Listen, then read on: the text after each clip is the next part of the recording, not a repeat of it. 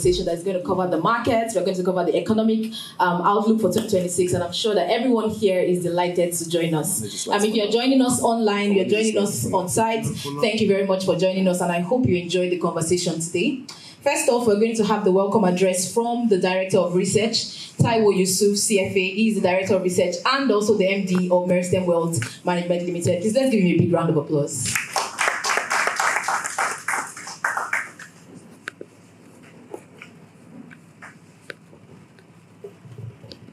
Good morning, everyone. It's our pleasure to welcome you here today. It's an interesting year, starting on a very good note.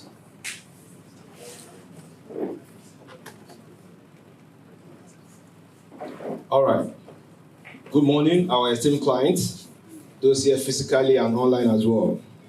It's our pleasure to welcome you to this event, the presentation of our research outlook for 2026. For us, this is an annual event where we present our analysis of global, regional, and domestic economy, not just as an exercise, as an academic exercise, but an exercise that allows our clients and users of the report to shape their investment decision for the year. The headline of our report this year is Stability to Strength, Panning Gems on Firmer Ground. In our view, 2025 was a year of stability for the macroeconomic variables. This report today gives our view of the direction of play for the economy in 2026. It is one of strength. Today we will be presenting the report, and in addition to that, we have assembled industry thought leaders to discuss and share their thoughts on what 2026 holds. And one thing I can assure you, everyone that's participating today, is that it's a worthy way to start your day, because at the end of the day, it will be very insightful, thought-provoking, and at the end of the year, very profitable for you for participating in this session today. Welcome again, and I leave you to the hands of the research team to make the presentation and have a very, very eventful day today. Thank you. Thank you, Taiwo. So we're going to go straight into our keynote address for the day. The keynotes, I'm going to introduce the keynote speaker, but I'm sure that if you've been following this market, if you've been following what's been happening, especially with the equities market, if you've been following what's going on, you definitely know who our keynote speaker is. Before I mention his name, I'm just going to give a brief of, what is a brief of his profile. Our keynote speaker today has obtained the BSc in economics from the Olabisi Onabanjo University, and also we've shared, just to mention, we've shared a trifold a program that has the address of the keynote. So I'll just read a bit of the profile, and then the rest of it will be on with us. Until recently, he was the Executive Commissioner Operations at the Securities and Exchange Commission Nigeria, where he managed and led the Commission's activities in core technical areas of operations. He has served as the President of the Fund Managers Association of Nigeria between 2018 and 2020, and is a fellow of the Capital Markets Academics of Nigeria, and amongst other notable institutions. For us, he's one of the people we've always been following, because if you know how firms like us work, the Securities and Exchange Commission is a very important commission for us. So thank you, and please give a big round of applause as I welcome Dr. Dayo Obisan as he gives his keynote address for the day. The round of applause has ended. It needs to continue. Good morning, and thank you, everyone. So the reason why Meristem was following me, not because of me, is because they didn't want to attract sanctions. So it's very clear. And thank you. I must really thank Meristem, and thank you very much for putting this together. It's the usual thing to get at this time of the year.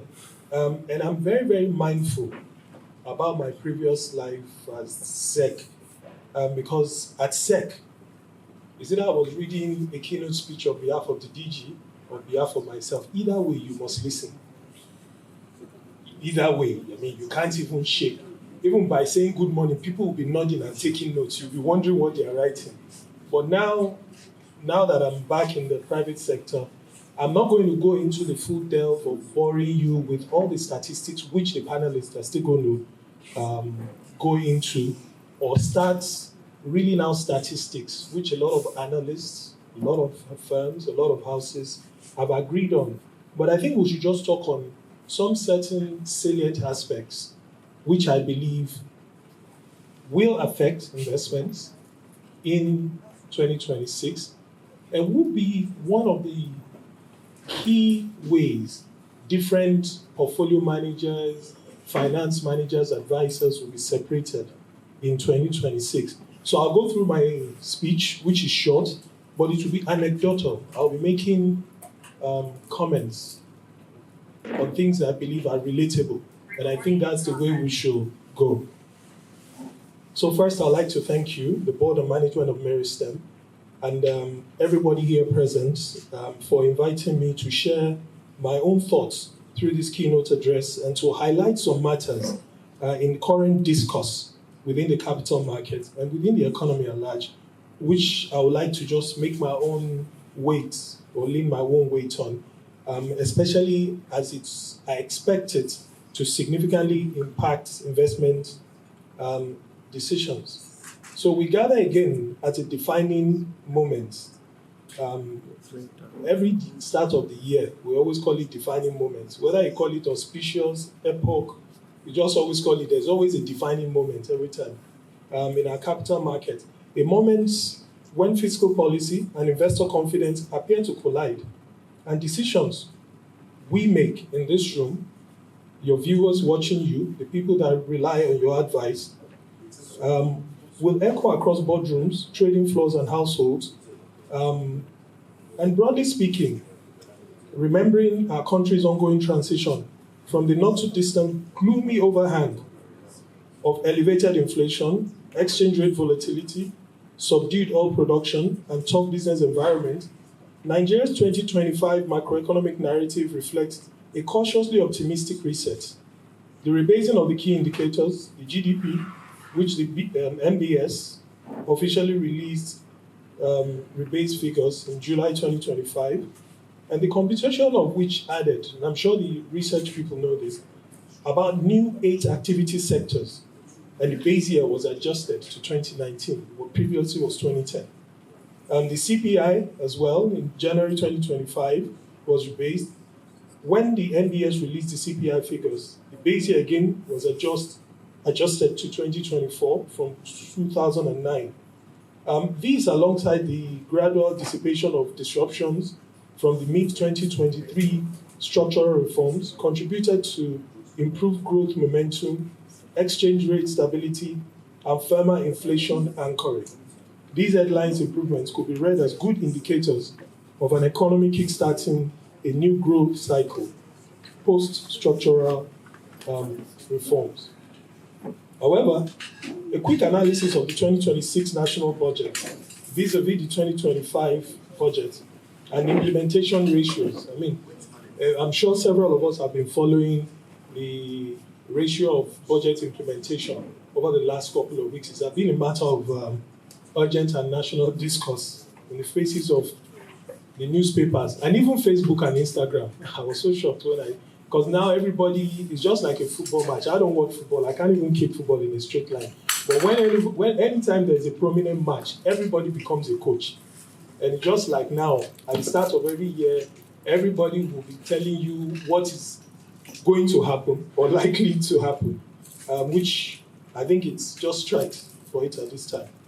But in my own view, effective fiscal management will be critical to sustaining the economic recovery we're currently recording, particularly amid key things like pre-election dynamics, the stubborn security challenges we are battling with as a country. However, I've read a few reports which have come out, and all the analysts, including the man that gave the opening remark, largely agree that there will be strengthened growth in 2026, though at varying degrees. So, unexpectedly, this is meant to be driven by the usual suspects. We expect lower inflation. Of course, it has just been rebased. And the MBS, I still joined the meeting about a couple of days ago where they said they will be releasing the new CPI and they will have 2 CPI figures, and I'm sure the Meristem research is tracking that as well. We expect stability in the FX regime. It's been that way. There's no indication that there will likely be a disruption in the mid or near to mid-term, at least. And we expect the private sector investment to be sustained. Of course, you will express a bit of concern because there's been recent promises by the US president to rebomb some parts of the country. So, of course, there will be those concerns as we go along. And we expect private sector investment in some key sectors, in agri, telecoms, oil and gas. And I'm sure you expect technology as well. But quickly, shifting gears, because I'm mindful of my time, to the markets. My address to this knowledgeable group is not to repeat or contest the several tailwinds, the several positive factors that are expected to support the anticipated growth in the equities market or in the bonds market, but to raise a discourse on a matter that is impending and which has been receiving attention, whether positive or negative, that's left for you to decide, in talks and actions, especially over the last few months. That's the Nigerian Tax Act, especially the capital gains tax.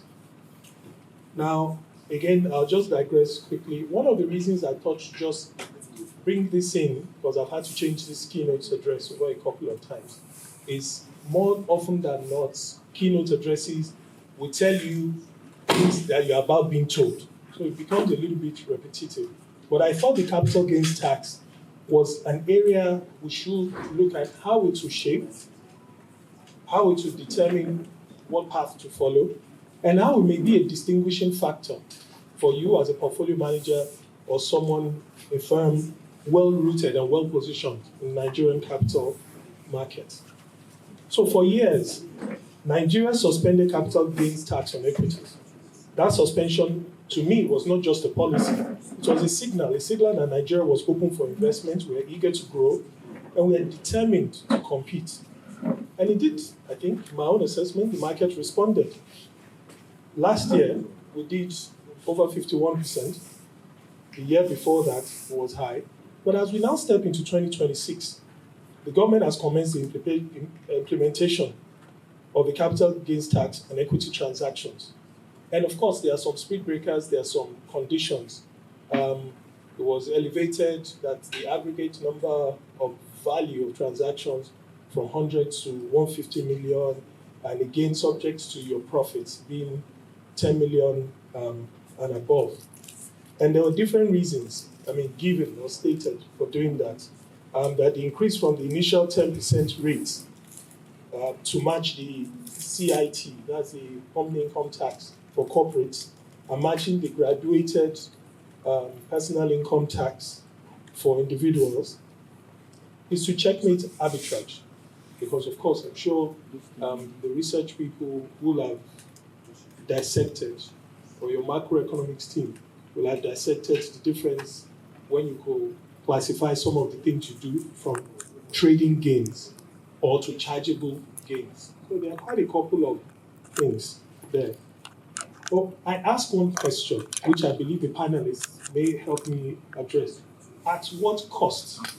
Yes, we agree that this can be seen as a bold move, which may be considered necessary and arguably essential to broadening the tax base, and most importantly, show up revenue, especially one review the revenue generation in 2025. The revenue generation was a bit subpar. We didn't make up to what we said we were going to make. That's why some of the capital expenditure has been pushed into this year.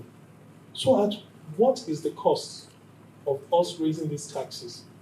What do we start to lose and what do we start to gain?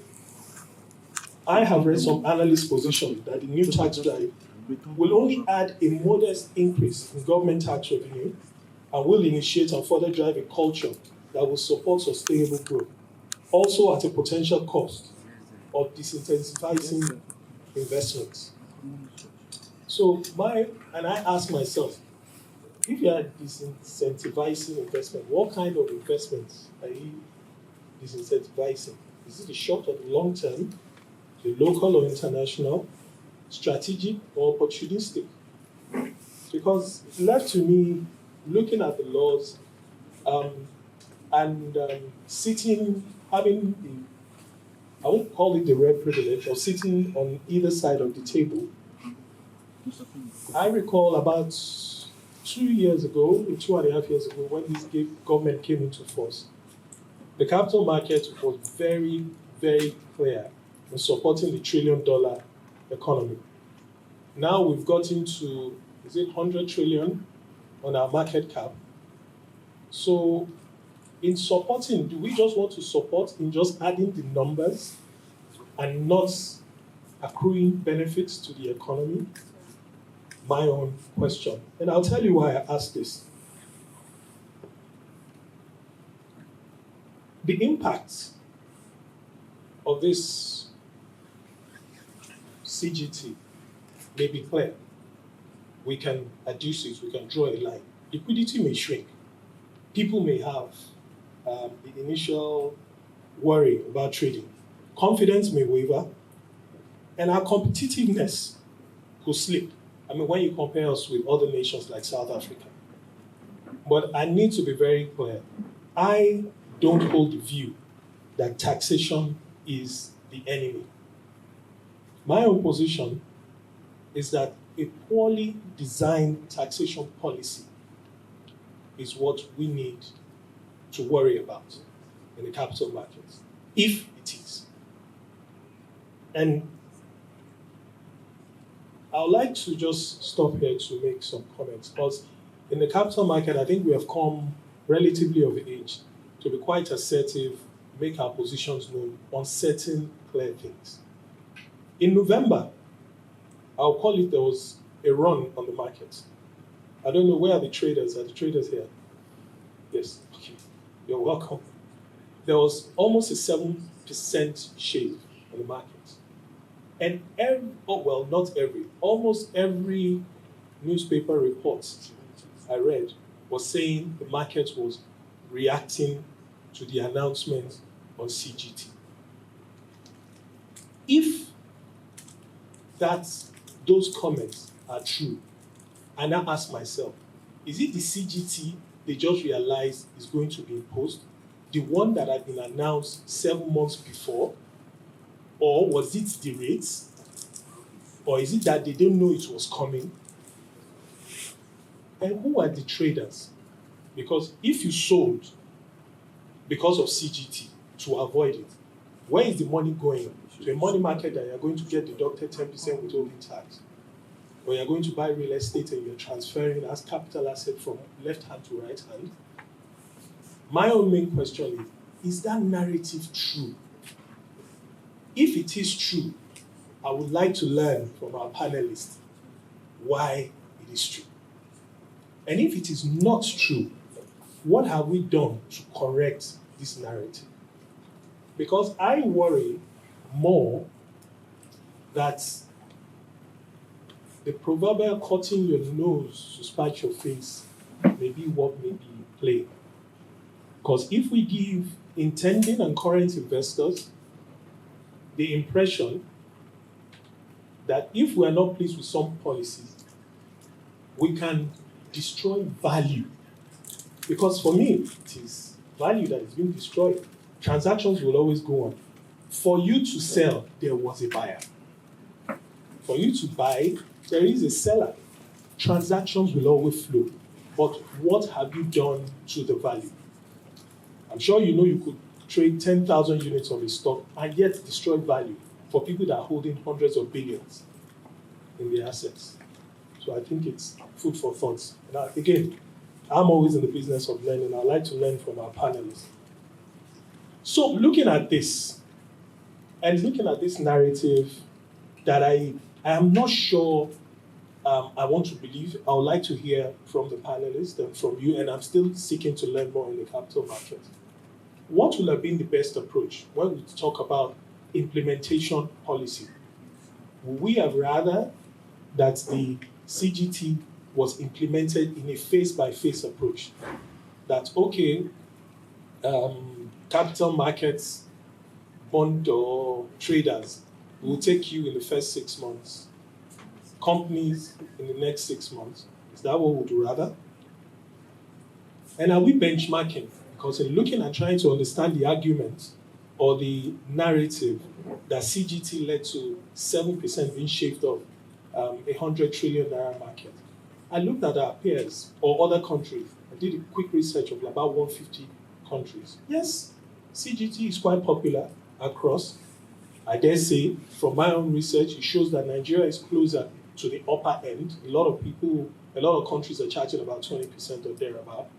But I know I hear there are conversations going on and which may be reviewed lower. So my question again, is it the policy that we are arguing about that led to 7% reported loss in the markets, or how, or rate? And I asked some questions to you, the capital market community, and of which Meristem is an avid and a senior member. What is the capital market position on CGT? What is the main grouse? What is the main concern? I asked some questions. Is it that the real returns should be what should be taxed as opposed to nominal? So, i.e., should the returns be marked, adjusted for inflation before being taxed? Is that the argument? Or is it that the rate of taxation is too high? Or are we saying that the implementation timing is wrong, that the market is not advanced enough? Or is it that we were not duly consulted since the Dayo Oyedele-led committee was formed? Or is it that we were not duly represented?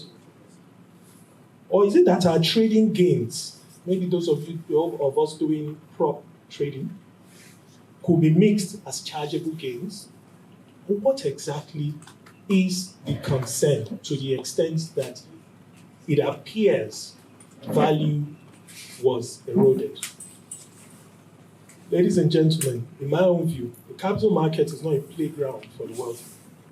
It is the engine of growth, the lifeline of entrepreneurs, and the hope of millions seeking jobs and prosperity. If we weaken it, we risk weakening Nigeria's future growth significantly. So my charge and my closing remark to the capital market, to myself as an individual, I think we should adopt the right advocacy path. The capital market needs to be clear, especially on this policy. What is our position? Has it been clearly articulated? Has it been communicated to the right quarters? If it has been, I'll be around for much longer so I can be well educated. I did a little bit of research I couldn't see. So probably it is out there, but needs to be better communicated. Maybe not for the abolition of capital gains tax, but for its intelligent design, so that we don't destroy investor confidence or lose our competitive edge. I advocate for a design that strengthens government coffers without draining investor confidence. A design that ensures Nigeria's capital market remains not just a participant, but a leader in Africa's economic renaissance. I strongly advise that together, let us strike a balance. Together, let us build a market that thrives, a nation that prospers, and a future that inspires. On this note, thank you very much again for inviting me.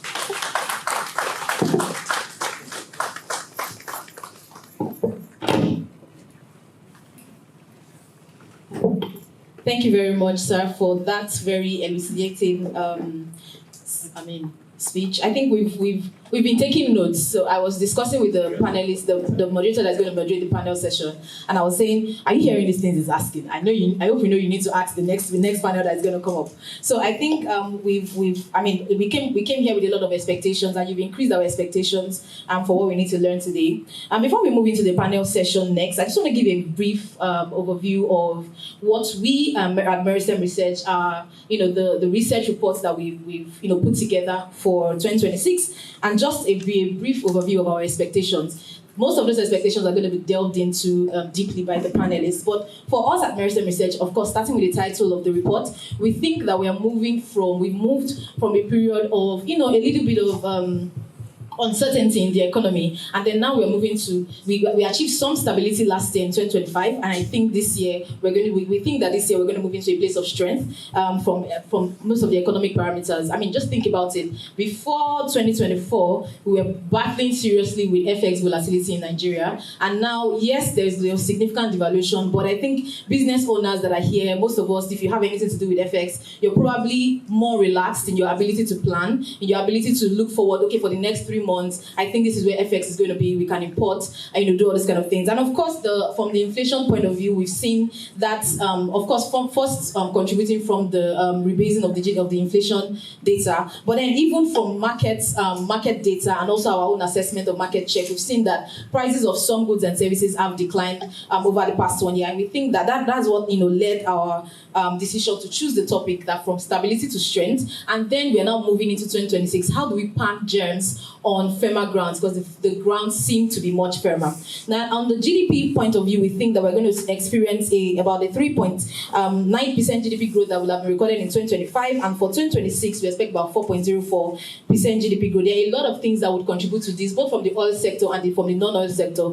But then, just looking at it from the consumption point of view, the CBN's household expenditure reports, the CBN's inflation expectations report, some of these reports already point to better conditions for Nigerians, and a lot of Nigerians are also expecting those better conditions for 2024. And then, of course, one thing that is the main point for everybody here is FX. We think they're also definitely going to be continued stability. Of course, there are scenarios for how things can play out. A lot of scenarios can play out. There are some things that are external that are not up to our ends, and I'm sure the panel session is going to talk a bit about what's going to happen on the global economy, just a bit to tell us, because again, we don't exist in a vacuum, right? What happens in the global economy has its own effects for Nigeria, especially with the fact that our main commodity for revenue is oil. And then looking at, of course, for the market, we would also discuss, there's a second panel that will talk about the market after the panel for the economy. But then this is a brief overview of what we expect at Meristem Research for 2026. I know that we're going to have a lot of expectations. Of course, there is a tax conversation that everybody wants to know. What is, and Dr. Dayo touched on that a bit when he talked about the fact that, there's a capital gain tax. And that day, that November Faithful Day, it was read. We were all sitting with the traders, and my head of portfolio management was almost crying, like, hey, what's happening to my portfolio? What's going on today? Because, you lose minus 5% in one day, and it was a lot for one day. But then what's going to happen in 2026? What are the market participants already talking about in 2026 and then going forward? Now, without much ado, we're going to move on to the panel session. I'm going to be inviting the panelists for the first panel that we're going to be having today. We're going to be talking about the macroeconomic environment. What are the expectations? What's the outlook for the macroeconomic environment? And I'm going to just give us a brief overview of the panelists that we're going to be having on the panel session. The first panelist I'm going to mention is the senior economist for Nigeria from the World Bank. His name is the senior economist based in Abuja, and he covers Nigeria. He's been covering Nigeria as part of the economic policy team since 2021, and he's previously contributed to a lot of analytical studies and operational projects across Middle East and Africa. Please give a big round of applause to Dr. Samer Mata as he takes the stage to join us on the panel session for this first panel. Moving on, the second panelist I'm going to be introducing is the lead economist for STERS. She is the Pan-African economist and consultant with over 6 years of experience, specializing in emerging and frontier markets. She currently leads the economic team at STERS, where she delivers data-driven insights and helps investors and business leaders navigate complex economic environments. She has worked with leading Nigerian research and financial institutions, and she holds an MSc from the University of Lagos, and from a BSc in Economics from Babcock University. Please give a big round of applause to Dumebi Oluwole as she takes the stage.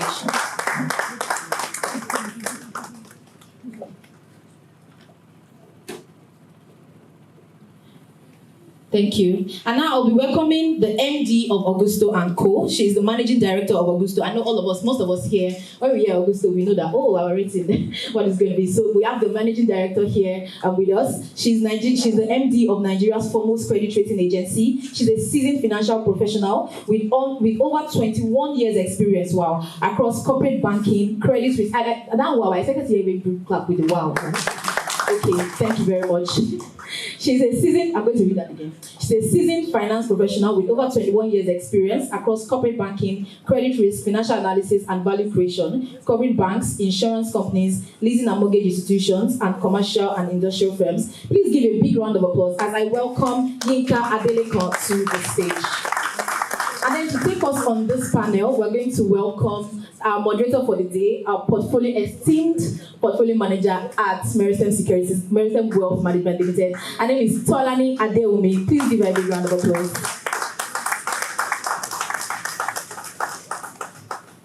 For our guests as well, and my dear colleagues, thank you. I'm excited to see the turnout, which to me is a testament to how important it is to have this event and have forward-looking conversations. Like our keynote speaker said, at the start of the year, everybody's a financial group. Regardless, these conversations must be had.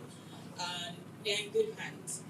As our head of research and our host has rightly introduced, we have people on the panel with wealth of knowledge in various fields and who can bring a lot of international and local perspective into the conversations that we're going to be having today. I don't know if that's clear on our pamphlet. We have two sessions. The first one is going to be focusing a little bit more on the macroeconomy, global, and then local, coming down to local economy. Like our host said, we don't exist in isolation. So we want to see, the bird high view on most of these things, and then bring it home to us. And I'd like for us to flow with the conversation. I've been instructed not to dwell too much on our publication, so we really want to hear your view on these matters. And so, once again, I thank you very much. I think we're missing a panelist.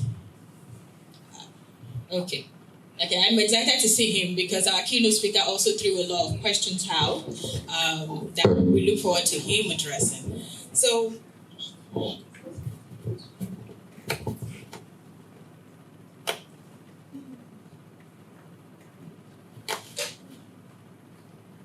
right, so moving forward. Last year, as we all witnessed, and frankly also moving into this year, the global economy was shaped by a lot of forces. Some predictable, some foreseen, some evolving. In fact, a lot evolving.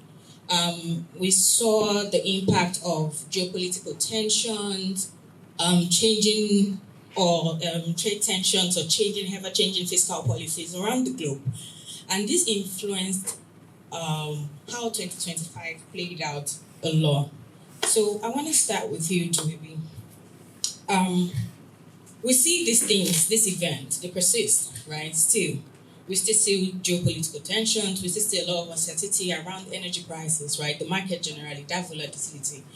How much more impact do you think we'll experience going into 2026?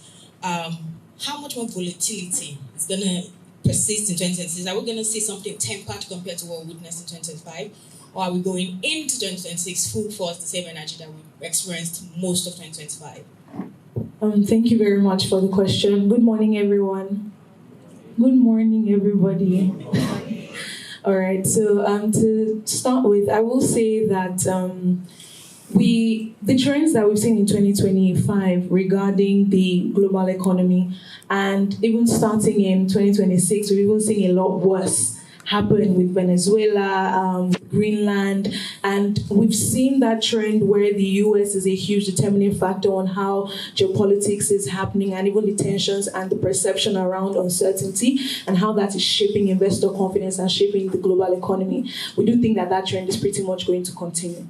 So it's the status quo on 2025, heading into 2026, at least for the better part of 2026. And this is going to continually influence commodity prices, investor behavior. A few trends that I think are going to be very prominent will be number one, VUCA, so volatility, uncertainty, complexity, and ambiguity. And that is obviously going to not only influence how prices move, but even the psychological behavior of investors and business owners. The second thing is commodity prices. Expect a mixed trend across the board. Grains, cereals would consistently be mixed across the board. So that's commodities like wheat, rice, corn. We've seen those prices actually be volatile over the last couple of years since the Russia-Ukraine war. There was some stability, but then we also saw a dip, and then we saw them rise again. So that entire dance and rhythm will likely continue. And then we'll see that very strong push for safe haven assets. And that's because VUCA is determining the psychological behavior of investors. So the expectation would be that gold prices would still retain that bullish run. And if it does retain the bullish run, it means that investors are likely to, constantly bank on that. And then when you even break that further on the demand for commodities like gold and what that means for emerging markets, we've seen a trend of emerging central banks actually adopt more or increase their gold reserves, and we expect that trend to continue. Case in point, countries like Ghana, South Africa, and Egypt. Excited because your response is so broad spectrum, and I feel like we're going to be drawing on that even in our second session, because like I said, we split this into two.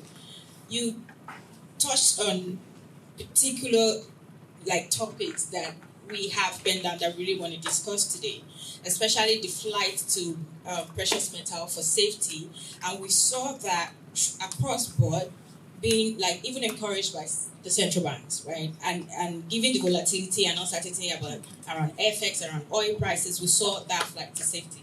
And those are questions I have for our next session, and I hope our panelists to take in note. But I want to talk a little bit more on oil prices because you brought that up. On the back of that, Samir, the volatility we experienced in the energy market last year, what does that mean for us this year? Because she already did say that we can expect this event to continue into the most of 2026. First, do you agree? If you do, what does that mean? Because we are highly, dependent on whatever happens in the energy market. So what does that mean to Nigeria and other emerging markets that highly depend on revenue from oil? Sure, thanks so much, and thanks so much for inviting me. I agree. I think I was having a chat with a colleague, and we agreed that we're certain that there's uncertainty. I think it's, if you look at all indices, I think 2026 it started even more uncertain than in 2025. I think what that means for Nigeria specifically, and I think this is where the story of the reforms should be kind of put in a different perspective. And let me give you some figures here. So in 2015, when the oil price went down, Nigeria's oil revenues, fiscal revenues, were around 50-60% of total revenues. Today, they are 25-30%. GDP, if real or nominal, whatever you want to take it, the GDP was around, 10-15% of GDP. Now we're talking about 3-4% of GDP of oil. Current account balance, export is still very highly dominated by oil, but we've seen since 2023 some increase in non-oil export, and most importantly, we've seen a huge decline in imports. And that's partly because of the reforms, because a lot of oil was smuggled to other countries. So what that means is that I agree that Nigeria is still highly reliant on oil, but it's much less than in the past. And interestingly, in 2026, when oil prices were around $60-65, Nigeria did much better than in 2015. So what that means is, if you look at it from, I don't have an estimate of the oil break-even price on the external side, but if you look different estimates, it's around maybe 45, 50, something like that. So what it means is that in Nigeria currently is still reliant on oil. But on the fiscal side, it's much less reliant on oil. Even at the time where oil production increased, but again, we're not seeing that oil production going back to the 2 million barrels per. I hope it goes, but at that time we're not there. So I think that narrative should kind of be focused on is that Nigeria is still reliant on oil, but much less than in the past, which means that these reforms have led to some resiliency in the economy. So hence the importance of these reforms. Now, obviously, if oil crashes, that's a big shock. But then this is where the policy of having a market exchange rate is the absorber of that, right? And that's critical. And I think we've noticed that when the Liberation Day happens, right? Back in April. So when that happens, FX moved by 6-7%. Now people don't like that because it impacts inflation. But that's the only way to absorb that shock in a sustainable manner. So if a shock of a big magnitude happens on the oil side, it goes to 40, whatever, just like back in COVID. The best policy to absorb that shock is to allow the market to price correctly. And that, obviously, it could have, it could have side effects, but it would absorb that shock, most importantly from the fiscal side, but also from the economy side. And that policy is key to make sure that Nigeria doesn't go back to the old way. So I think that's critical, is to make sure that the new policy of having a market-reflective exchange rate is maintained, because that's the best way to absorb any shock and avoid going back to the old bad habits that in the past were adopted. Thanks. I do appreciate that very extensive explanation, and I know that a few points that I'm sure we'll come back to at some point. But I want to ride on your comment on FS, and I want to discuss this with you because a component of that is the fact that last year we saw that the United States dollar experienced, one of the weaker years in recent time. And whether good or bad, that did help with stability with some regard. And in the midst of the geopolitical tensions, the trade dramas, and their own changing monetary policy stance, how much of this do we expect to carry into 2026? Do we expect that the rates will continue to, what do we expect the strength of the US state to be like this year, most part of this year? Good morning, distinguished ladies and gentlemen. And I really like to say a big thank you to the management and staff of Meristem Securities for this invitation. And tribute to the Nigerian Armed Forces. Today is Nigerian Armed Forces Release. So good morning. Thank you very much. Unlike my other panelists, I'm not an economist. I actually studied banking and finance, and I've been wearing a ratings hat for quite a bit of time. But let's talk about the US economy and look at the dollar rate. If you look at 2025, there was a significant drop in the value of the dollars. It dropped, I think that was the 10% drop, and it was the highest since 2017. What do I see happening in this particular year? There's already been an indication by the Fed that there's going to be one rate cut. Analysts have speculated 2 rate cuts. But the truth is, it's hinged on a couple of issues. And the first one I would like to talk about is, first, the US economy is slowing down. If you look at the GDP growth rates by OECD forecast, we're looking at about 1.5%, compared to 1.8% in 2025 and about 2.8% in 2024. So the economy is slowing down. And typically when you tend to see that, it also could lead to rate drops. So that's one. Secondly, political interference. There's a high political risk in the US, whether we want to accept it or not. And now the autonomy of the Federal Reserve Bank is being called to question. And you can see that Trump has had a way with quite a number of institutions in the US. And if you look at it, and now I'm going to wear my ratings hat, what are the 2 ratings agencies that have given the US sovereign a rating? S&P Global and Fitch rated. They've given them a AA+. But there's a condition if you read the report. The 2 rating agencies have said, for Fitch, this is the pillar for the AA+ rating is hinged on autonomy of institutions in the US.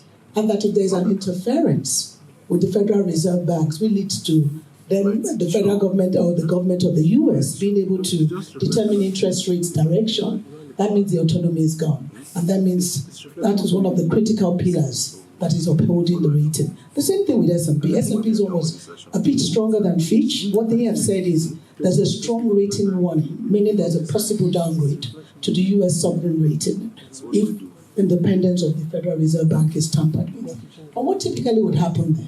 If there's a deterioration of the rating or a downward, what it means is there will be a loss of investors' confidence. People would bet on the dollar less because of that rating downgrade. That's one in another part. Then if you look at what's happening in Europe and what is happening in Japan, the central banks of those countries or in that continent, they're all beginning to pause on rates. Nobody is doing any rate cut anymore. What that means is that if the dollar becomes unattractive, investors will always go to where there's higher yield. And so if the dollar assets have become weakened because of the rate cuts, more money will go towards Europe, towards more economies, emerging markets such as ours. So what do I see? With these three scenarios in place, the fact that there's political interference, the Fed is not independent as we expect it to be, the other central banks are putting a pause on rate cuts, it's clearly to me that there might likely be a less demand for the dollar, which can lead to the depreciation of the dollar. Thank you. Thank you so much for that insight, and I'd like you to piggyback on that. Yeah. What does this mean for us? All right. So you're asking what the likelihood of a weaker dollar, right, means for Nigeria. So I'll start from our trade balance aspect. We do a lot of importing in Nigeria. Exports are beginning to increase, right? Export levels are beginning to increase. So that means there's a split narrative on how a weaker US dollar is going to impact the Nigerian economy from a trade perspective or a trade balance. On the export side, a weaker US dollar side by side a naira that is stable means that there's a likelihood that export levels are going to increase, and if export volumes increase, it means that there's more revenue coming in, and that would likely strengthen our trade balance, right? But on the side of importation, a weaker US dollar, right, side by side again, and remember the caveat here is that the naira remains relatively stable, because if we have a weaker dollar versus a weaker naira, the interest rate differential, the inflation differential now really comes into question on how much of an impact or a negative impact that's going to have on the broader economy. But the focus here is that the assumption here is that the naira is relatively stable. And if that's the case, a weaker US dollar would primarily be of good support, right, to the trade balance. I think the other aspect of this is what that means for the capital markets, right, and even debt repayment. So let's start with debt repayment. A weaker US dollar coinciding again with a stable naira means that Nigeria's debt servicing costs or the total debt level is likely going to remain, let's just say, stable or most likely even reduce. Why? Because the value or the currency in which the debt is priced in or is denominated in is now weaker. So the nominal value of that debt is also weaker or also lower.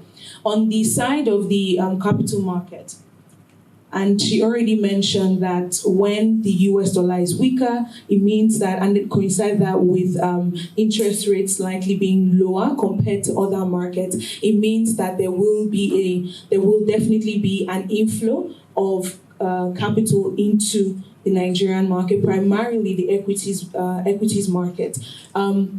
And the reason why I'm saying primarily is because we have seen that trend happen in 2025. We saw FPI inflows increase by over 3 times what they were in 2024 in just the equities market in terms of inflows. And this is coinciding with the fact that our own rates are still significantly higher when you compare that to the US or other markets, say even in Europe. So that inflow of the inflow of FPIs would likely be stronger. We also might likely see an increase in fixed income assets as well. So treasury bills, most likely bonds. And this is premised on the fact that there most likely might be an increase as well in those issuances.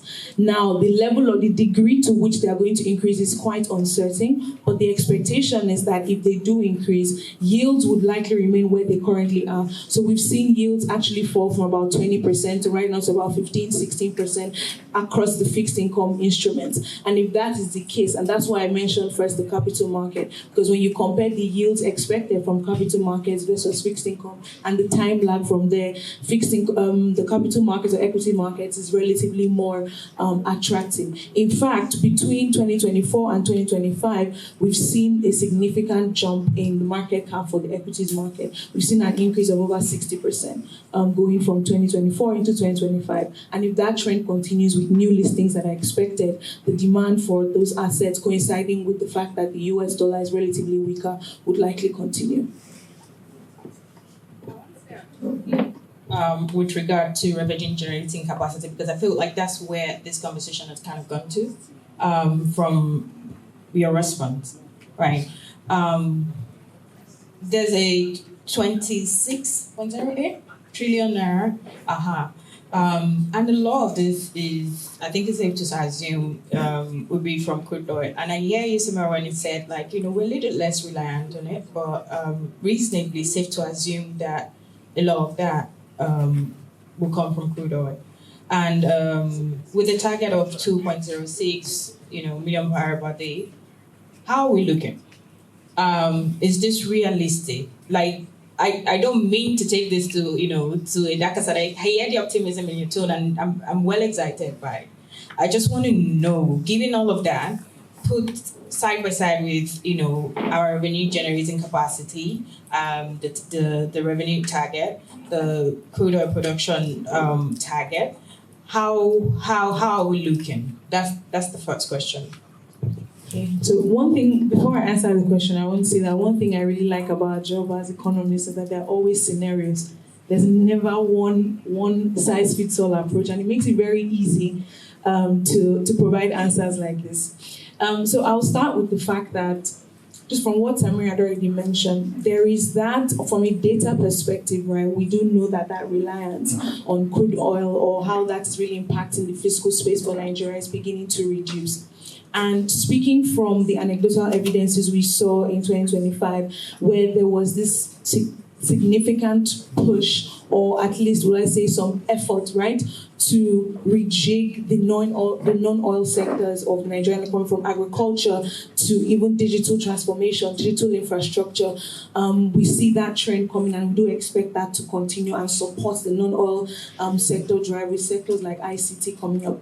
But with how we're looking on crude oil, I would say that, first of all, let's contextualize it, right? The 2.06 or 2.08 million barrels per day number is not in isolation. It's not just only crude oil, right? So it's crude oil plus condensates. Now, when you look at where, from the NUPRC data, you see that actually in 2025, when you add condensates, right, Nigeria actually did relatively good with crude oil, with the total crude oil production, averaging about 1.7 million barrels per day. Now, while that is not the 2 million barrels per day compared to where we were in 2024, it's better, right? At least a 10% increase. And when you now look at the fact that crude oil itself has averaged around 1.4 million barrels per day to even 1.5, we're on the mark with our OPEC quota, right? The issue now is whether or not we will break even, because the 2.06 million barrels per day that gives us an inkling as to what Nigeria actually needs to generally generate as much revenue. And the question now, which you just didn't really actually say, is if I see that happening. And the answer to that question is no. Yes, outrightly. So I think that we would retain the gradual push towards that number. But do I see that hit to 2.06 million barrels per day? The answer is no. Now, maybe if you add condensates, When you add condensate, maybe we might get to 1.8, 1.9, but that will hit 2.06. I don't think that that's going to be the case in 2026. And it's not because that's a pipe dream. It's because of the other fundamentals that are around us actually hitting that target. From number one, we've still seen issues around vandalism, issues around theft still be prominent. Have there been efforts to reduce it? The answer is yes. But are they still happening? The answer is also yes. Instead, I think the conversation now should be more around the transitional fuel, which is gas. How much more are we doing with gas? Because whether or not we increase our oil production, the expectation and with the trend we're seeing globally, the demand for natural gas is going to keep rising and still remain prominent. So what I think we should even be having a conversation around is how to position Nigeria to actually increase its natural gas production and then begin to supply some of these markets and, of course, generate more export revenue from there to support the fiscal space. On the non-oil side, we're already doing stuff, and primarily I think that it has done a lot more work in terms of signaling to investors that, okay, most likely Nigeria is getting more business ready, right? We will still have to do a lot more work to sensitize and get them to bring in that long-term capital that will be sustained. But I think that on a confidence level, on a signaling level, with some of the reforms and some of the conversations that we have seen happen, and even government push, I think on the non-oil side, we're doing some work. I hope I've been able to answer your question.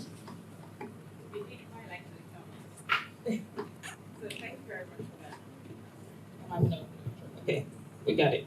Thank you so much for that. I will move on to the non-oil revenue shortly, but I actually wanted to hear your opinion on this as well. What's our preparedness because I feel like year after year we have these conversations around efficiency. She did touch on it a little bit. We are more efficient, but we've got there's still problems. We've got issues to counter our attempts to be efficient when it comes to crude oil production.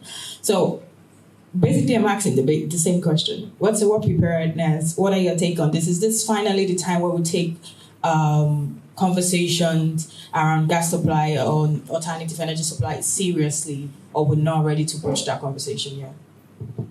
Is it specifically on the oil sector, or? Yes. I think there's I think kind of answering that question, there's also the question of realism. And this is where I guess the budget has this ambition of 2.06, but then when they put the actual number, it's 1.08 or 1.8 or something around that. So I think there's that ambition of getting to where Nigeria was in the past and the realities of where things are. So obviously there is one issue of, I think, vandalism and insecurity, but you also have the governance of the whole sector. And this is where I think one of the key aspects of that is how Nigeria can improve the governance of the whole sector, because we've seen a lot of, I think, shift from onshore to offshore. So there's a lot of, now I think more international companies are coming back to Nigeria, but there has been a time where they kind of exited Nigeria. So the question is how to kind of make sure that they come back and how to ensure that there is more transparency within the sector, because I think this is where it's one of the kind of next generation of reforms that need to happen in my view. So obviously there was the FX reform, there's the fuel subsidy reform, there's the deficit monetization, so all are kind of from the past. I think the next leg when it comes to the fiscal side or even the economy in general, I think how to kind of get that governance of the sector improved. So we've seen some initiatives which I think is encouraging, but till now, I don't think we've seen that momentum kind of kicking in. It's really hard to know how flows happen in the oil sector. What is coming from different agencies, how it's being accounted, where is dividends.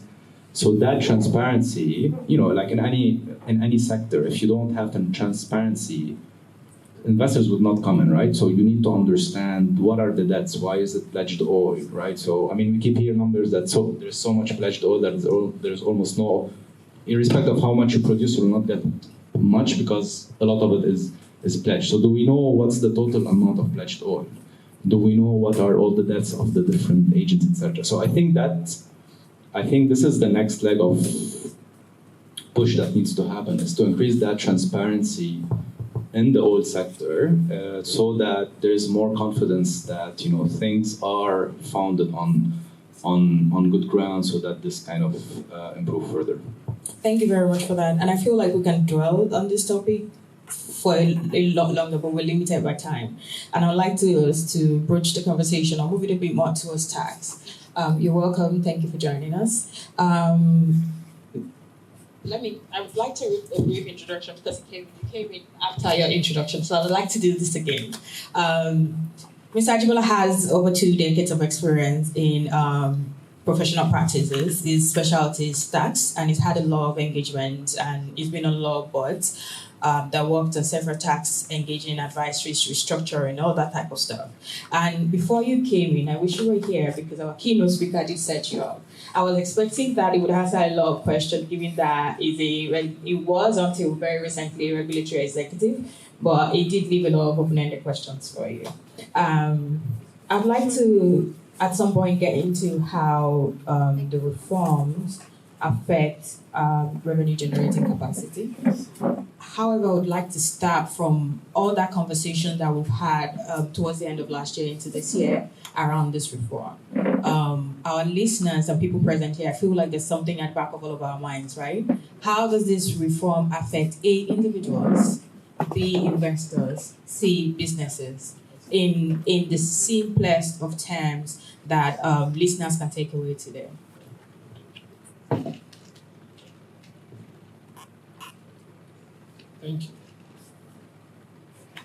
Thank you. I hope I won't start writing a book by speaking to this, because we can actually expect a lot. But since the moderator already said in simple terms, I'll try as much as possible to make it in a very simple way. Okay? The first thing around the reforms is good reform is happening at this time. One major thing we can say about the administration is an administration of reforms, because there are quite a lot of reforms, not just tax. Now, from tax perspective, the last time we had a unified or a consolidated reforms was long ago. So what happened in time past has to do with maybe Finance Act, just looking at a few aspects of those laws. Now, bottom line, of course, is basically to increase revenue. So I said bottom line. So there are quite a lot of objectives or core principles around the reforms: simplicity, competitiveness, data-driven, optimization of taxes and what have you. But bottom line, of course, I'm sure people will not want to talk about that. It's basically to drive revenue. What does this mean for individual investors and complaints? For individuals, there are some changes. As an individual investor, you might need to look at which aspect or sector of the economy you want to invest in, because every individual, every investor is basically looking at the returns on the investment at the end of the day. So either you want to invest in the capital market, in the insurance, in the financial market, in the, say, real estate or what have you, agro-allied. So you need to decide which of those sectors you want to invest, because in some of those sectors, they have associated incentives in driving those businesses. Fine, at the end of the day, they could be seen as an incentive to the business, but you as an individual investor, what comes to you is the returns of investment, and the tax on it, most importantly, will be from the perspective of withholding tax. Now, as a business, there are quite a lot of changes around the way businesses are structured, businesses are conducted, in terms of maybe reliefs for businesses. But at the end of the day, we want to look at it from the perspective of what do I pay as tax at the end of the day. So if we do some analysis, for example, for companies operating in the financial market, of course, for every businesses, as long as they are categorized as like the corporate tax is 30%, But let's look at further analysis around tertiary education tax, which is 3% of accessible profit. We want to look at profit. We want to look at NITDEV, that is National Information Technology Development Fund levy, which is 1% of your profit before tax. We want to look at Police Trust Fund levy. We want to look at NASENI and what have you. When you aggregate all this together, basically for, say, operators within the financial market, it could be a bit higher than 4%. But for other businesses that are operating outside the financial market, you discover that the aggregate of this is not up to 4%. So from the perspective of development levy, you discover that most organizations might end up paying higher. So I use the word might. So it's a function of what your financial figures are at the end of the day. Now, businesses as well, of course, at the startup level over the years, of course, depending on how you are able to progress, even though businesses have developmental phases from introductory, from growth, maturity, and the stage that they start declining. So, looking at the relief around small businesses, because the revenue threshold is 100 million. The question you might want to ask yourself is, will you continue to be a small business forever? Obviously not. And in the life cycle of every business, of course, at the introductory stage, you might operate within that threshold of 100 million. But by the time you move to growth, maturity, or what have you, you discover that whatever reliefs that has been associated with small business will only last for a time being, not forever. So, for investors, either investors as an individual, investors as a business, as a corporate bodies, it's important that we start looking at what aspects of the sectors do I want to go into.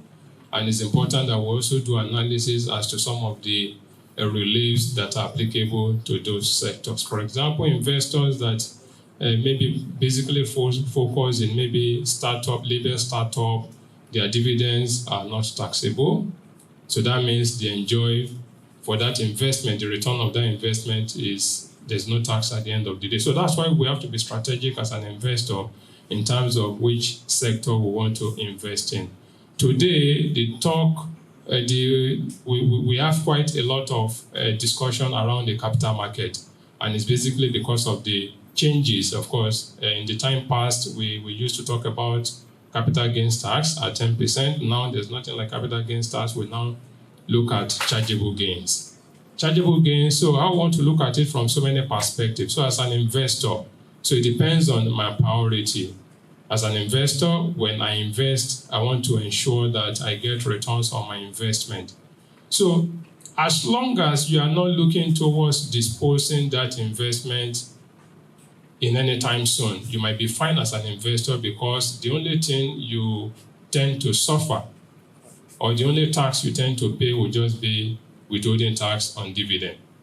But as time goes on, when you start thinking of possibly transferring, or maybe trying to dispose and sell, or maybe invest in other things, then that is when these new changes in terms of the chargeable gain comes into play. But another way to look at it is this. If I leave my investment for years and I do not sell, so I don't have worries around chargeable gain, except the withholding tax and the dividend that I receive at the end of the day. So if I do not receive dividend, which, of course, every investor would definitely want to fight about that, because the essence of investing is to ensure that you get something at the end of the day. When you get to AGM and then the management is not declaring dividend, of course, you know what the result will be.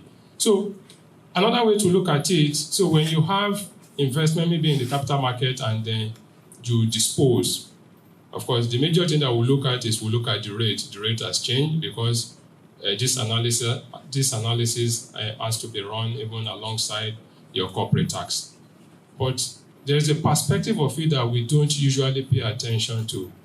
Do businesses do business to make profit? But in a situation where such businesses made losses and they were disposers, from that perspective, you discover that the gain that you might have realized from disposal will definitely assist you in trying to do what? In trying to relieve you of those losses. But like I said, the end result of any business is basically profit. Though at the end of the day, depending on what happens along the line, it could be loss or what have you. Now, from loss perspective, so if businesses make losses, previously we look at minimum tax because it's either a taxation of your capital or a taxation of your revenue. But now it's no longer business as usual. It's either profit, it's either tax on profit or tax on nothing. So, but individual, where you do not operate businesses like you and I, that are here, that are not business owners, that are not investors, as long as we earn income, we definitely have to pay tax, whether we like it or not. But from business perspectives, as a corporate entities, even as a self-employed, as long as you operate businesses and you do not make profit, you obviously have nothing to pay at the end of the day. I think I want to pause here because I'm sure so many other questions will come. So like I said, if I keep talking and without being moderated, I can speak, and continue to speak. Sorry, your moderator got carried away as well because I was just like, we need to package this in small bits where our conversation, our listeners can take on. But I feel like you touched on majority of the questions that we have slated for around conversations around tax reform. I do have one follow-up though, because I feel like a lot of the conversation or a lot of the changes around capital gain tax. And the conversation is around how does this really impact us? And I think the keynote speaker also opened the floodgate for that. At what cost are we doing this? And the question really is, how does this impact specifically flows, investment flows, both foreign and local investment flows? Okay, there are two sides to it. It could affect positively and negatively. Positively in the sense that if at the initial stage, what you are looking at is basically the returns in terms of dividend, you definitely want to invest, provided the market is good. So, irrespective of what the tax narrative is, every investor wants to be sure that they are investing in the right market. And one of those things around the tax reform is basically contributing to the ease of doing business. But maybe when we get to implementation, we'll see if truly it's going to enhance the ease of doing business. Thank God, implementation has started. Though for me, I'm not still sure it's started because this is January, but most organizations are still basically, aside from transactions in January, most of the compliance we'll be doing in January are basically for December. So maybe by February, that is when you will know the impact of the implementation. Okay, so like I said, I don't want to invest in a market or in an economy where my investment is not secured. So the first thing is that there must be security around the investment. So that was why I said it's positive or negative. Tax is not the bottom line of why people invest. People want to be sure that there are prospects around their investment. If I'm very sure that there are prospects around my investment in a particular jurisdiction or economy, I want to put my heads into it. That is one. So, for negatively, when you look at what you might have to pay as tax at the end of the day, you might be discouraged. But like I said, there are two sides to your investment. At the first point, you invest basically to get dividend. If you don't have the ambition of trying to dispose along the line, so that means your investment stays for a very long time and you get returns, and from that returns, you are only taxed on dividend. And the rate hasn't changed, it remains the same. So you discover that it will still increase investment portfolios into the country. But when we now look at the phase of disposal, so it will be wrong if we look at investment, the impact of it on investment from just one side. It's important we look at it from both sides. So if we look at from disposal, okay, last year, if I dispose, or if while I disposed last year, the rate was 10%. Now, if I dispose, is 30%. Then people might actually be discouraged. But there are also conditions around the disposal. So it's not just when you dispose, you will be taxed. So you might have a strategy of, okay, I want to dispose but reinvest. So when you dispose and you reinvest, you discover that it positively affects the inflows of investment because people definitely want to do some planning around their investment. Yes, I want to invest in this market because there are prospects, my investment is secured. Even though the rate seems unfriendly, I can always do reinvestment just to ensure that my funds are secured and that my returns keeps flowing. Thank you so much for that. I think you're as clear as possible. I think that audience will agree with us that we might have gotten one or two additional information or some clarity around conversations around tax. And I feel like if we carry on this conversation, we'll just go on and on and on. So we'll take a brief pause. I might come back to you with a question, maybe eventually. And I want to explore conversations around debt and rating. And I want to do that with you, Inka. Given our recent rating upgrade, right, if borrowing increases in 2026, in fact, the question is it genuinely a better time for us to finance via debt? Does this rating improvement have any bearing whatsoever on our ability to raise debt? Thank you very much. I still have a lot of questions for the tax, so I'll wait for after the panel session. But let's talk about ratings now, where I'm quite comfortable. Nigeria's rating was upgraded by a lot of rating agencies. I think Fitch did from a B- to a B. I think S&P did, and Moody's did a B from a CAA1 to a BAA3. So there's no rating upgrade. What does that translate to for Nigeria as a sovereign? It means lower borrowing costs. Because once your rating improves, there's a stronger investor's confidence, and therefore you're able to borrow at a lower cost. What does it also mean for corporates and banks? If you look at what happens typically when Nigeria's, sovereigns are rated, it means that also all the banks and the corporates in that particular country are pegged to the sovereign rating. So with the improvement in Nigeria or the upgrade in Nigeria's rating, it means lower borrowing costs for the sovereign. It also means lower borrowing costs for the banks and the corporates that are issuing in the international market. And why has our rating been improved? I think it's very clear, the reforms that have taken place, substantive macroeconomic reforms, subsidy removal, exchange harmonization, more liquidity in the FX market. So there have been substantive macroeconomic reforms. However, the fiscal vulnerability remains, and the rating upgrade does not mean we're exempted from that. And what is the fiscal vulnerability? It's really about financial revenue underperformance. That's something that we're all clear with. If you look at the budget, they're talking about 33 trillion. We all know in this room that's not going to be achieved. So there's a revenue underperformance.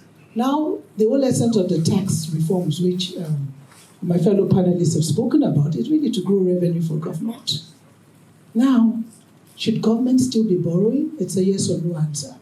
Now, I'd like to talk about the no. Where's my no coming from? If you look at Nigeria today, when you look at analysts, they talk about debt to GDP ratio. And so our debt to GDP ratio is at a comfortable level, sub 40. And everybody says, oh, we can borrow if you compare us to the US. We don't. But late Bode Agosto used to say something. GDP does not repay debt. Revenue does. And so if you look at Nigeria, and you look at our debt servicing to revenue ratio, and look at in July 2025, we did about 71.8%, meaning 71.8% of our revenue was being used to service debt. The threshold for World Bank is 22.5. So you can see that we have a serious problem in that in terms of ability to repay debt. And that's a critical issue, because the last thing you need to do as any sovereign is to default, and we don't want to do that, because then it means it takes a while for you to get back into the debt market and for you to, so we don't want to do that. So for me, it's really about our ability to use debt efficiently and to repay that debt. And one of the things I'm expecting the tax reforms to do is better revenue for government, and therefore our revenue to debt servicing ratio will decline significantly below the 22.5, and that would help us significantly going forward. But it's all about the implementation of these tax reforms. And it has to be implemented efficiently and successfully. Thank you. I hear you. Basically, what I hear you say is not just about rating and how good we're able to raise debt. It's also like the efficiency around like utilization, repayment, servicing, and other revenue sources. Like, what are we doing? I'm holding that because I feel like there might be a bit of a follow-up to that. But I wanted to move to you quickly, Mr. Samuel. There's this divergence. I feel like if you're talking to people, they are saying that the effect of all these policy changes haven't reached the grassroots yet. Like, we're not feeling it. When are we going to feel it? However, the numbers, the statistics are indicating otherwise. Is there ever going to be a convergence? Like, when is both sides going to agree? What are we expecting that to look like, that difference in opinion to look like in 2026? Is it going to close up a little bit, or can we expect that this will continue to be a pattern where people are like, I'm not feeling it, and NBS is saying like inflation is better? Yeah, thanks so much. I think it's important to clarify two differences. One is or what's the end goal, right? So the end goal of any policy is to make people feel better, right? That's the end goal. And the way Nigeria was behaving before 2023, it was going in a downward sinking ship. I think, if I remember at the beginning of that session, someone said there was some uncertainty. It was a rocking uncertainty, right? So Nigeria was going to the Ghana scenario. And there was a need to kind of do a big surgery to stop the bleeding. Now, whether all the numbers are going in the right direction, I would say most of them, but there is one number that's not going in the right direction, and that is poverty, right? So poverty has not yet declined.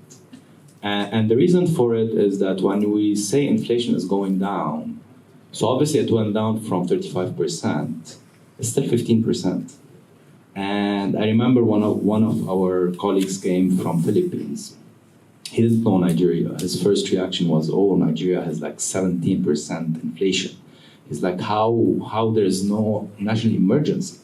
Like, even if it dropped down to 15%, above 5% in any country, it's a national emergency. And I think this is the challenge.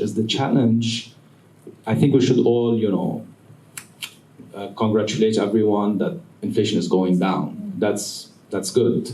That, revenues are increasing, that's good. But inflation, if it doesn't go down to single digit, that's not sustainable. And I'm surprised that Nigeria, since 2010, inflation has been above double digit. And, people have adjusted, but that's compared to other countries, that's not very, I would say, usual. So I think this is the real challenge for me. And the real challenge is how to make sure that inflation rate goes down. Because even if your economy, and I think I like the panel, the introductory session, I think you mentioned that, the stock market grew by like some 50% in 2025. If you compare that, the economy grew by only 4%. So there is a big disconnect between the equity market and the real economy, and we see that in every country. So I think the question is how to kind of bridge these two to make sure that whatever is happening in the equity market is also translating into the real economy. But most importantly, I think the real challenge is how to continue to bring that inflation down to single digit and even less than that. Because people still feel, if you go to the grocery shop, inflation, it's the rate of change. So prices are still increasing, though at a lower pace. So it's not like prices went down. So prices are still increasing at a lower pace. So I think this is, for me, the challenge, is how to make sure that inflation goes down faster than what we have now. Because otherwise, we kind of keep saying the equity stock market increase, but that's only a small share of the population that's benefiting from that. Thanks. Question would be, given what you've just said, how much of the bridging do you think all this reform would deliver in 2026, or like are we looking at two things that are working in parallel? No, I think, again, we're seeing inflation going down. I think we'll see what NBS would publish, I think, today or maybe early today, see what was the two inflation numbers. I think the question is kind of based on that. So as inflation goes down, obviously monetary policy is maxed out. So what other, and it's the right thing to do, what other things could be done to first from, structural policies, whether from trade, whether from fiscal, to kind of bring that inflation further. And I think the question goes back to the point raised earlier on the fiscal side. And I beg to kind of make a nuance a little bit, because in Nigeria, when people talk about fiscal policy, everybody only talks about the federal government, right? But I think not everyone, but I think there's a whole story about the subnational, whereby they are getting much more revenues. All of them have fiscal surpluses. They are paying their debt. So if you look at that service to revenue for all of Nigeria, it's actually around 40%. So in that perspective, I think the question is how to first get that inflation down, but also how to make sure that the revenues continue to increasing at the same time that these tax policies don't stifle growth. That's the kind of delicate balance, especially in a pre-election year, right? And that's always in every country there is a risk of kind of having a lot of announcement whereby politicians focus more on the politics than the economy. So I think the key risk is to what extent 2026 would be a year where first there are no reversals on past policies, but two, there are the two kind of key questions: how to bring that inflation down. The work continues on that one, and how to kind of increase the revenues while at the same time don't stifle businesses. I think that would be critical. I agree that is a delicate balance, and I'm excited to see how that shapes out in 2026. But since you talked on inflation and the numbers we're expecting today, I do have one more question for you, Maybe. I'm sorry, I think I took you to tax today. But the NBS did hold a meeting, or I think webinar on Monday, yeah? And they touched on the component of the measurement, or like we have new measuring yardstick for inflation for the number we're expecting today, right? Can you help us understand that better, A? B, what is truly driving inflation today? Like genuinely? I would say it's the genuinely for me in that question.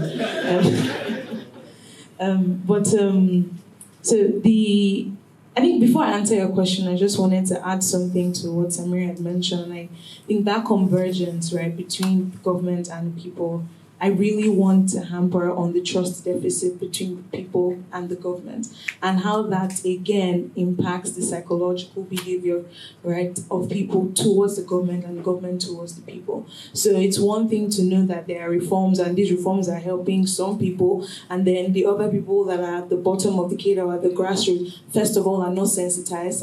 Second of all, they don't understand. And third of all, they're not just feeling the impact. So to bridge that, to allow that convergence happen, to have that convergence happen, there needs to be more on a trust side, right, in terms of communication, sensitization from the government to the people. And that also brings to what Sami had mentioned about subnationals also doing their part, and even down to the cadre of the local governments as well, ministries and agencies. Everyone has their part to play to ensure that people understand and people do feel the benefits of everything that we have discussed. Now to the inflation conversation. So, context. 2025, there was a rebasing exercise that happened with Nigeria's inflation. And what that just meant was that, simply put, December 2024 became our new base year. That is the foundational year for which other things are added upon. That's the way to just simplify it. And what that now meant for Nigeria's inflation numbers, because in 2024, we had a significant spike in inflation. Inflation was above 20%, we entered 30% even so. So with that very high base, when you discount that, when you now add the other layers on top, you see that things are getting lower and lower and low. So all of that technical adjustments, right, brought down Nigeria's inflation numbers significantly. Now, the prices fall. To some extent, yes. Food prices did decline. And that was primarily driven by an increase in supply through importation. So, when you speak to an average farmer or an aggregator, in Nigeria's food ecosystem. They will tell you that prices fell, but I did not make a profit as much. Or farmers supplied me, but they were not able to break even. Why? Because prices were already falling because there's an inflow of goods into the market through importation. So they had already spent on fertilizers, they had paid their workers, they had done all of the other input that they used to produce their products, right? And get it to the market. When you add even the distribution cost, logistics cost, however, every single thing that made of that price, and they got into the market, prices were already lower, so they couldn't. To meet the market price meant that they were not going to break even, right? So that's the context, right, behind whether inflation was falling or not. And then when you even add the layer of petrol prices and how that, okay, with the Dangote refinery really starting off in 2025, we did see petrol prices, even though there was a dance at the beginning, but we did see petrol prices decline in some areas. But of course, in other parts of Nigeria, like in the northern states, or even when you get to some of the eastern states, prices were still high, right? So the story around the technicality of inflation from 2025 entering 2026, I hope I've been able to provide that context. Now, from the NBS's meeting that happened on Monday, what they have said is this, and almost every research house actually forecasted and saw that this was going to be the case. Remember I said we came from a very high base. And so the foundation has caught up with us in December 2025, where that high base, when we couldn't run away from it, right? And that high base caught up with us. And even the NBS was estimating that inflation for December 2025 was going to enter 31.2%. STERS forecasted around 28-29%. Other research houses, I think like financial derivatives companies, forecasted 30%. Pretty much on average, what you are going to find was that because of that change in the base year, December 2025 caught up with us and we found inflation, which was, and I would say it was expected, but also an unexpected, unexplained spike, right? By an unexplained spike. And to discount for that, the NBS is now saying they're going to follow, well, which they have been following. So in the IMF ILO CPI manual for 2020, to account for such a magnanimous spike in inflation due to a change in the base year, you will do another rebasing, so to say. So what that means is that instead of doing a December 2025 versus December 2024 to get the inflation rate or to get the CPI numbers, they are now going to go back some months to get that average. And that average, what they're going to do, according to the CPI manual, is that they're going to enter January 2024 up until December 2024 and then ensure that the average CPI actually now amounts to 100. So it's not just December 2024 now. That is the 100. It is the average of January to December that will give us that 100. So that is now, in speaking in plain English, it now means that December 2024 that was our foundation for which other things were laid upon has now changed, so to say. It's now January 2024 to December 2024 that has now become the foundation for which other numbers are going to be laid upon. In simple terms, the numbers we are likely to expect from the MBS would no longer be that 31 that was estimated. It will be much lower. And what they're trying to do is say, we have experienced a decline in certain commodity prices. The true picture of Nigeria's inflation story is that it's no longer 30% or 31% or 29%. And we want the actual figure to show that. And that's the adjustment that they're trying to make. Now, on a technical level, people like myself that do analysis on the numbers, it means that you have to be patient for when those numbers come, because it means that your forecasting, your methodology, and all of that is also going to change. But for business owners, for investors, it also means some level of, I would say, skepticism and wait and see approach to actually see that these numbers make sense for planning. And for the average Nigerian, that is the consumer, it's still status quo because things haven't necessarily changed from November 2024. How they were feeling, right, with their pockets as of December 2025 or November 2025 hasn't necessarily changed. So we do not expect a change in buying behavior, so to say. But on the investor side, on the business side, there will be more planning, more thinking on how these numbers actually affect budgeting and all. Well, thank you. The genuinely in that question was basically to give, so that your question will give some comfort that we're not walking to the answer.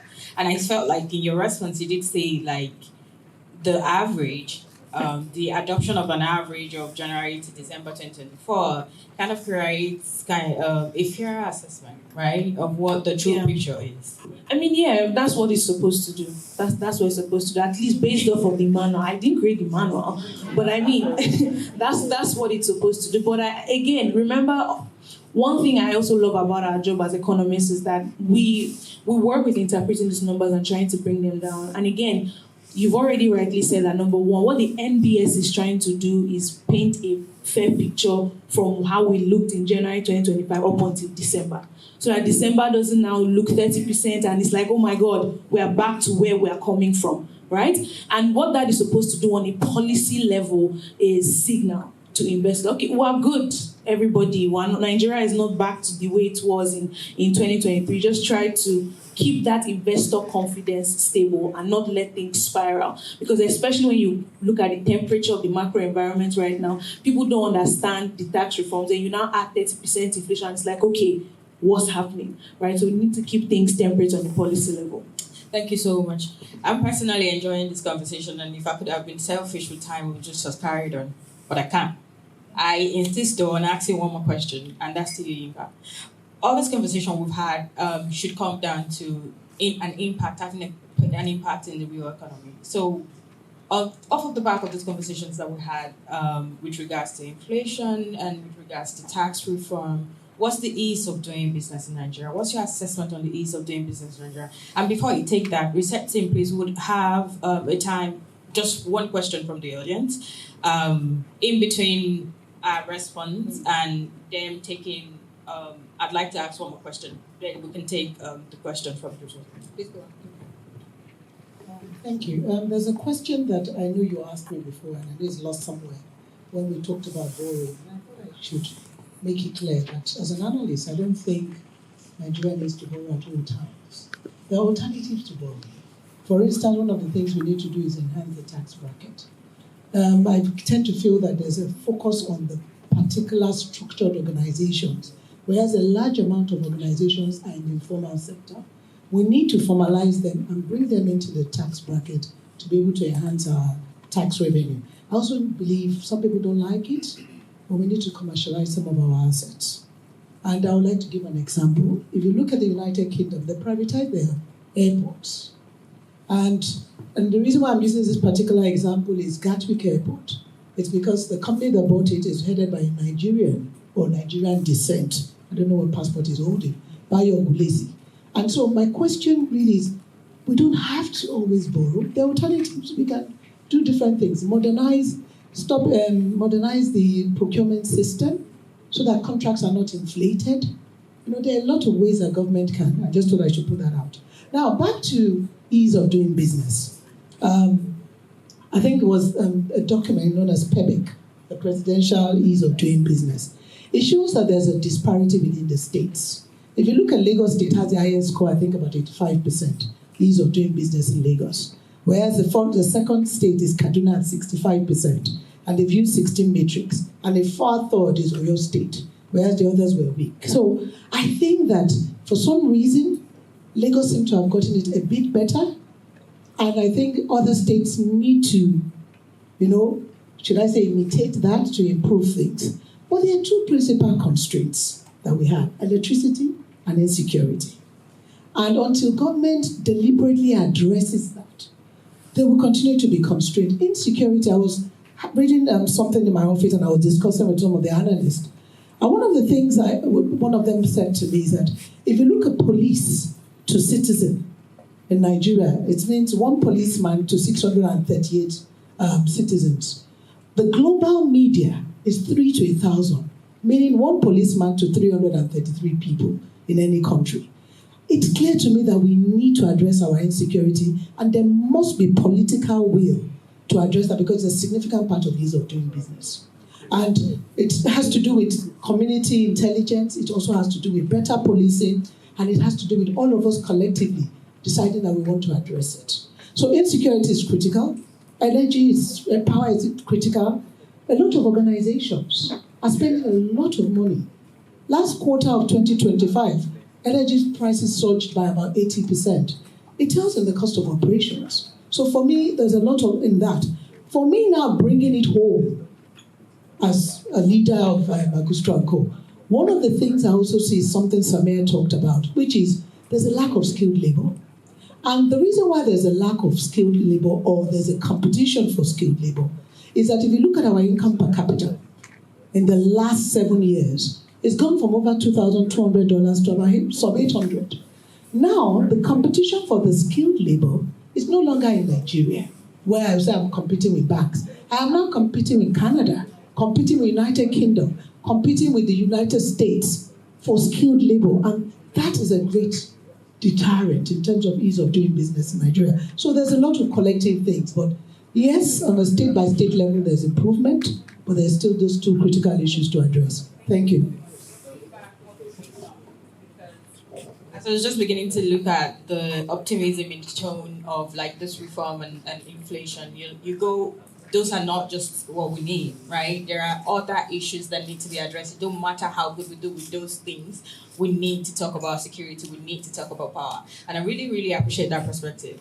We're now going to take the one question from the audience. But while we do that, I would like the panelists to think about the sector that you're most, that will be our closing remark for each of you. The sector that you're most excited about, 2026. I would just like you to go. Just off the top of your head, not too much explanation. Just tell us what sector you're most excited for 2026. Well, over to research team for the question from the audience. I don't know if you have any question.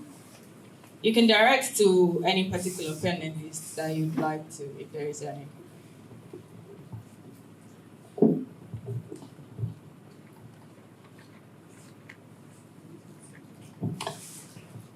Do we have a question? Oh, perfect.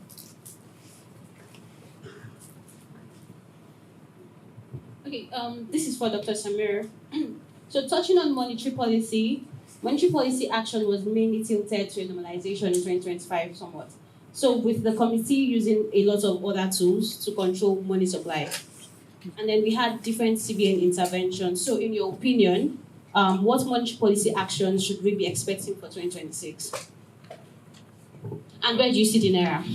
Yeah, thanks so much. On where we see the Naira, we don't, you usually don't project that specifically, or we don't announce that, if you put it that way.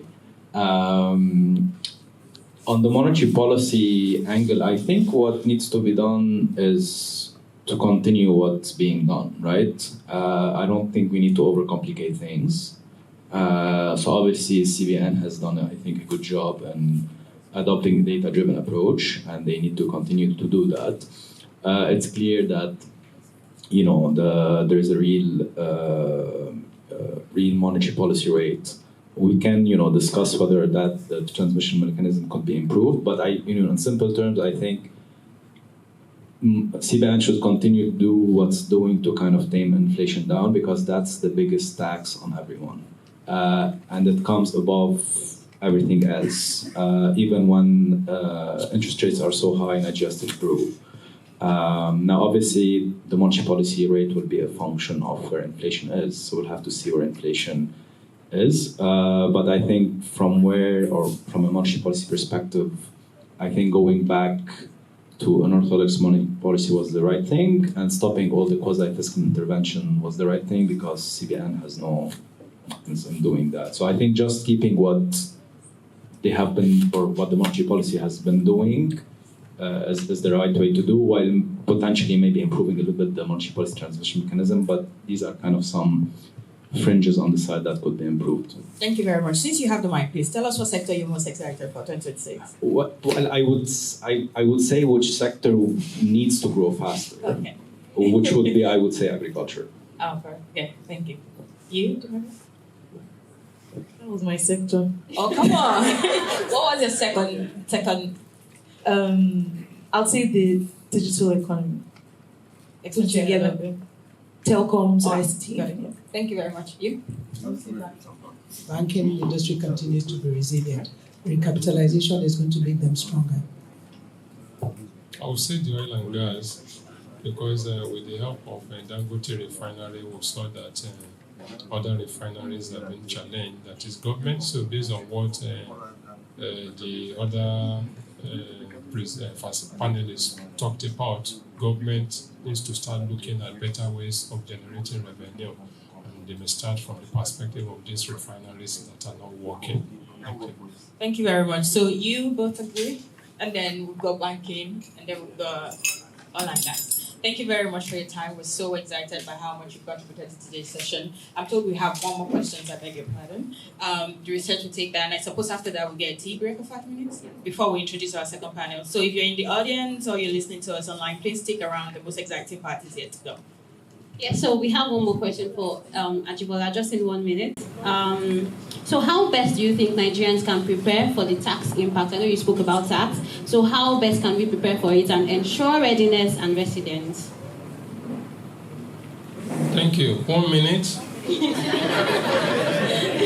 Okay, no problem. I think I have an answer. So there are about 6 steps that I think Nigerians need to take for them to comply. Number 1 is that they must understand the changes introduced by the reform. Not just understanding the changes, they need to understand the compliance requirements. Not just that, they need to understand the expectations. 1. Number 2, they need to do impact assessment of how these reforms will affect them or will impact their business. Number 3, they need to either update or redesign their compliance framework in order to do what? To flow with implementation. Number 4, they need to develop capacity around people and technology. Also on that, they need to develop action plan on how to minimize their tax risk. Number 5, they need to do a review of their compliance strategy. Number 6, finally, they need to do a self-check of their level of preparedness. Thank you. Thank you very much to the panelists for this session. Please give them a big round of applause. Thank you so much for joining us. I'm going to be inviting the panelists to lead this session. The first panelist I'm going to be calling on is the CEO and co-founder of Vestance. He is Vestance is a leading advisory and consulting firm that empowers players in the African agriculture and food system. So those of you here that want to know about the commodities market, how you can play, trust me, you're in the right place for the conversation. Before being at Vestance, he ran a venture in the investing syndicate where he led the operations and activities of the group, including fundraising to invest in various bankable ventures. I want us to give a big round of applause to Ridwan Bello as I invite him to join us in this second panel. This next panelist, like I said, there are lots of different opinion about the fixed income market, but then this next panelist is very seasoned. My emphasis on very seasoned. I'm being intentional with the tone of my very. He is the treasurer and head of global markets at FSDH Merchant Bank. He's a seasoned treasury and financial markets professional with deep experience in balance sheet management, fixed income, FX and Forex and proprietary trading. He currently serves as the treasurer and head of global markets at FSDH, and he has over a decade of experience in Nigerian financial markets. He's held several senior trading roles at EcoBank and then at other notable financial institutions. Please give a big round of applause to Jamil Koku as he joins us on the panel for this session.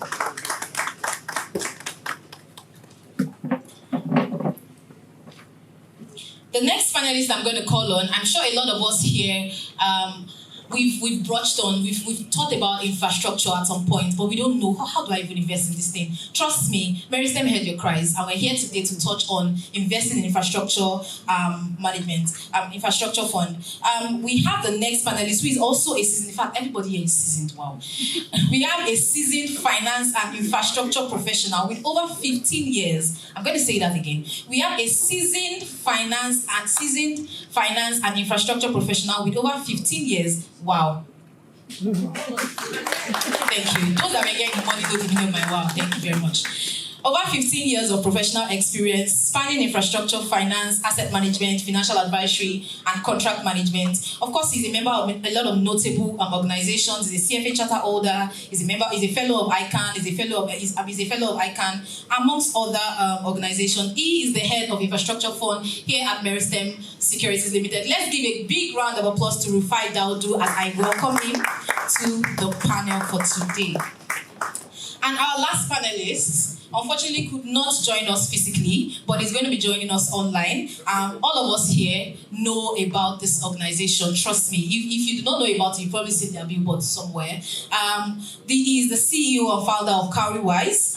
He's currently the president of CFA Society Nigeria and the CFA Society, where he has done a lot of initiatives over the course of his tenure. He used to be with us here in Meristem, so yeah, we have stars.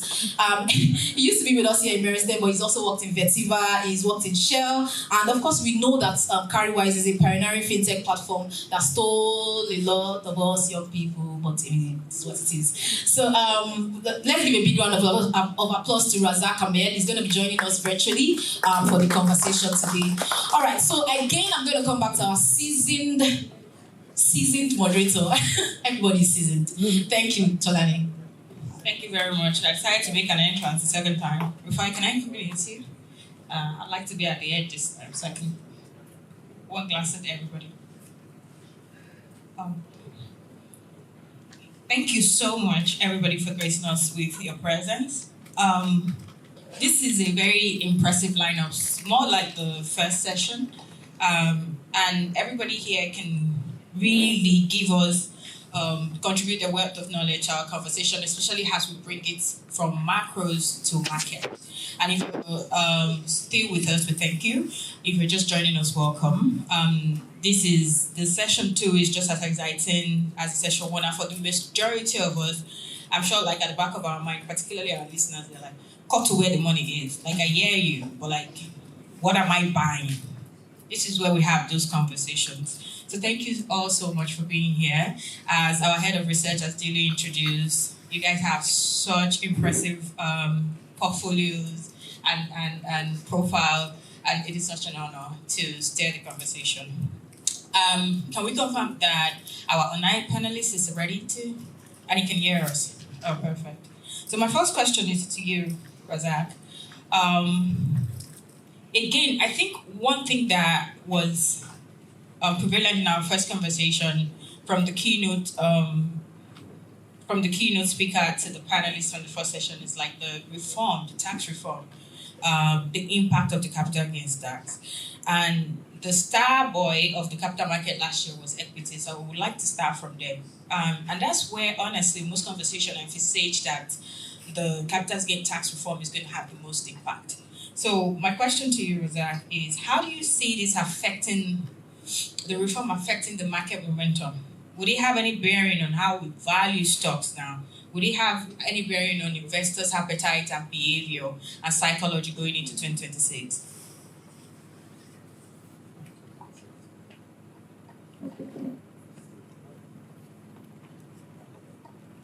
Can you hear me? Perfect, yes, we can, thank you. Okay, I'm guessing I'm being asked to answer the first question as my punishment for not showing physical. Right.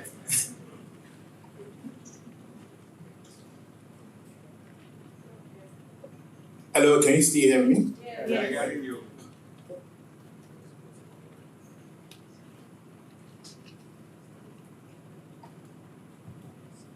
We can hear you, please Hello, go on. okay. Yes, we can hear you, Okay. loud and clear, thank you. Okay, thank you for that question. I think for the market, there are many factors that we really need to look at when it comes to kind of performance expectations for 2026. The first one are temporary factors, like the issue of the tax reforms. These are reforms that are happening at this time, but there are foundational factors that are driving the markets as well. So there are so many factors driving the markets. Reforms are one of them. but there are some foundational factors that are also instrumental in shaping what the market is expected to deliver in 2026 and beyond. And one of those things is that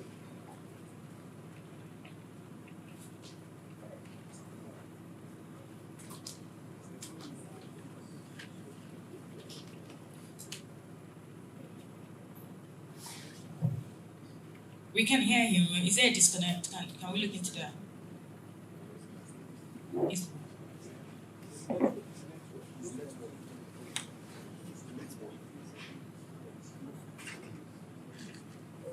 Okay, in the interest of time, would somebody please keep an eye on that so when it's back online, we can revisit that question.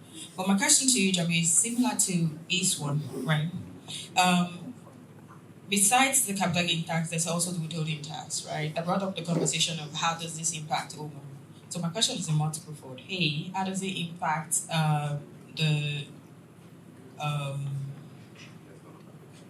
basically Omo, right? How does that impact the withholding tax impact that space? And then more importantly, where do you see investors and trader tilting towards on the maturity curve with regards to, because it's then like capital gains tax, withholding tax. So how do you see this impacting that space? Okay, good morning. Thanks, everyone. So to take your question, to start, for withholding tax, for FPIs, you have to focus on the buyers. FPIs actually have been exempted from withholding tax for almost, the buy almost. So for them, I think that you can still enjoy their carry on investments. So for them, that's not a deterrent. They will still patronize the space. So for them, if you have to go by what happened to them last year, I think they've been able to reap a lot of benefits. Going by the carry trades they had in the country, I think a lot of them came in at the peak of currency somewhere around 1.6, and they enjoyed the carry. Then we're issuing our almost at a yield, effective yield of about 25, 26. If you look at that carry differential, it's been very, very sweet for them, and coupled with some exchange benefits.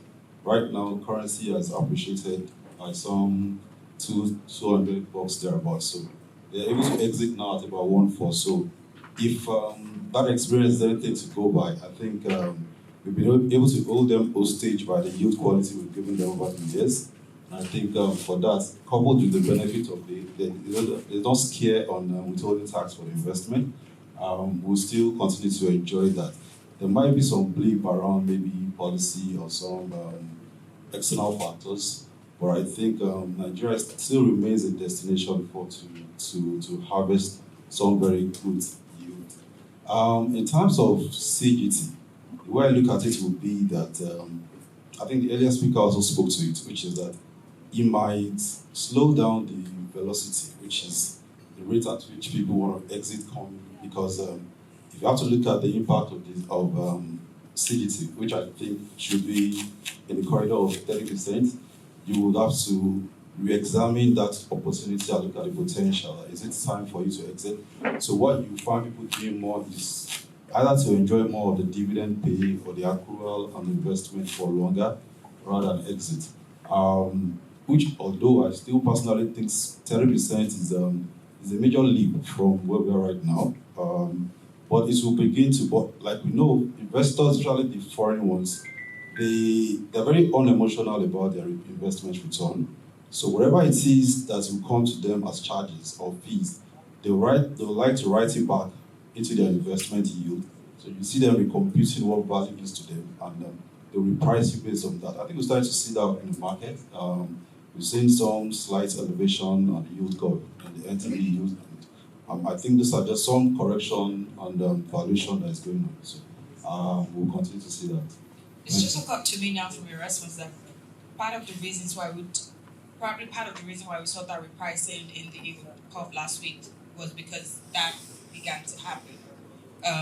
The putting back in tax implication into your expected yield, which is exciting. I'll come to that, but I also wanted to just scratch the surface of commodity because we touched on it on the first session, and I don't want us to gloss over it. It was a big pointer, and I think this is directed more to Rayvon. There was a flight to precious metal, like we discussed, and more so encouraged by central banks around the world. The volatilities, the uncertainty, geopolitical tensions that resulted to that are still very much present. Do we continue to see a price appreciation in that space, gold and silver? And are there opportunities for investors to partake in that? How can they position themselves to partake in that if that does happen in 2026? Thank you. Just following what Domibi said earlier, we will still continue to see a level of awareness, especially even in the emerging markets like Nigeria, where people are also getting to understand the place of gold beyond just the capital market professionals, right, and the central banks, right? If you go online and people are talking about metals, and it's not just gold and silver alone, right? And that's also there's an import for that, which is basically the uncertainty around the U.S. Presidency and the policy.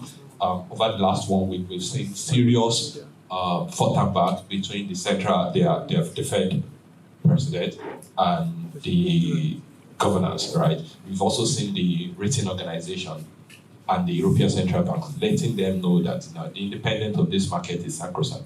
But that still creates a doubt in the mind of people that if the presidency is, we know, the kind of person in power, his logic is always about his personal interest. If his personal interest is that I need to bring the rates down so that energy prices can come down as well, which we are seeing in Venezuela with the attack, that's the objective, right? I need the rates down, I need the energy prices down, and anybody standing my way has to go, right? And they are coming up with trump-up charges against the Fed president. That will continue to give people the confidence to bet on gold as a safe haven, right? That will continue to give, and when you also consider silver on the alternative side, for people that can't afford, in the markets too, last year silver did more than gold in performance, and you're thinking about the price action effect, right? So you might also want to see people that, okay, if I can't afford gold, can we get into silver as well? Because it's also going up, and it even did more last year, so I get more money on my returns. And so for Nigerians, I think one of the good things we're seeing is the commodity solution desk, which Meristem as an organization is also chairing. And that's a very wonderful development in the market. We're expecting that such opportunity can also be made available to the people, right? It should not just be something that it's up there to market participants, right? People are asking questions. I saw something just maybe earlier this week. They say, they will tell you gold is going up. Go and buy it from Malam. It's when you want to sell, you will know, right? And that's the risk that we also have to think about. When people are analyzing this market, you have to understand it as a financial instrument, not just as a jewelry alone, right? And you need to understand that the price actions we are seeing is being driven by some factors, which there's an information asymmetry between you that you are carrying your savings, your pension gratitude to go and buy these things in expectation of a price appreciation versus somebody that is managing and balancing portfolio, right? And that is something that needs a little bit more of awareness and caution for people that will be taking position in precious metals. Thank you. I'm so glad that you brought that up, and I'd like to build on that, but just before that, I'm told that Razak is back online. I'd like for him to conclude his response to that first question.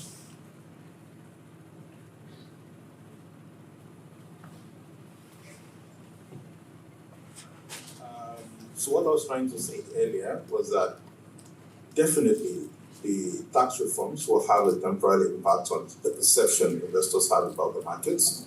And we've seen that played out in December as a result, in November, December, thereabout, as a result of the panic sales that we saw. But beyond the tax reforms, I think the market is experiencing some structural changes that will have long-term impact on how value is being discovered and how value gets created. We all know that the market needs a lot of people for value discovery, for value creation. Even when companies are delivering good results, from macroeconomic benefits or improvement of macroeconomic condition, that value needs to be recognized somehow. So if you don't have a lot of investors in the markets, there is no way that value will be recognized. The value will just be there sitting. So what we're seeing is, I think, between the last couple of years and now, we're seeing resemblance of increase in interest and participation by retail investors in the markets, and even institutional investors from different sectors of the economy. And what that will engender overall is to deepen market liquidity and ensure that value discovery becomes a lot easier for individuals, for institutional investors, and for the market overall. There is the danger of having valuable companies whose values are not readily discoverable as a result of lack of liquidity or as a result of limited participation in the markets.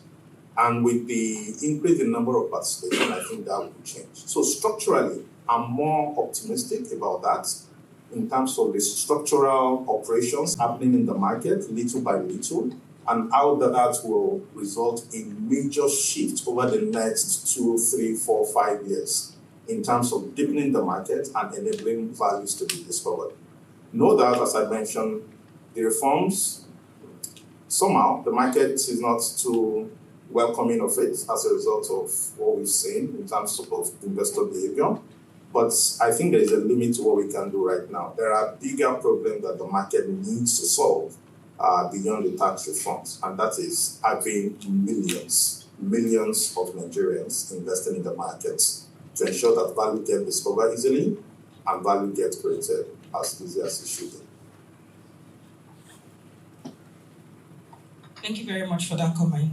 I think what to take away from your responses, yes, beyond tax reform, there's a lot more work to be done with price on value discovery, visibility of undervalued or underdiscovered companies that are listed, and in fact, participation.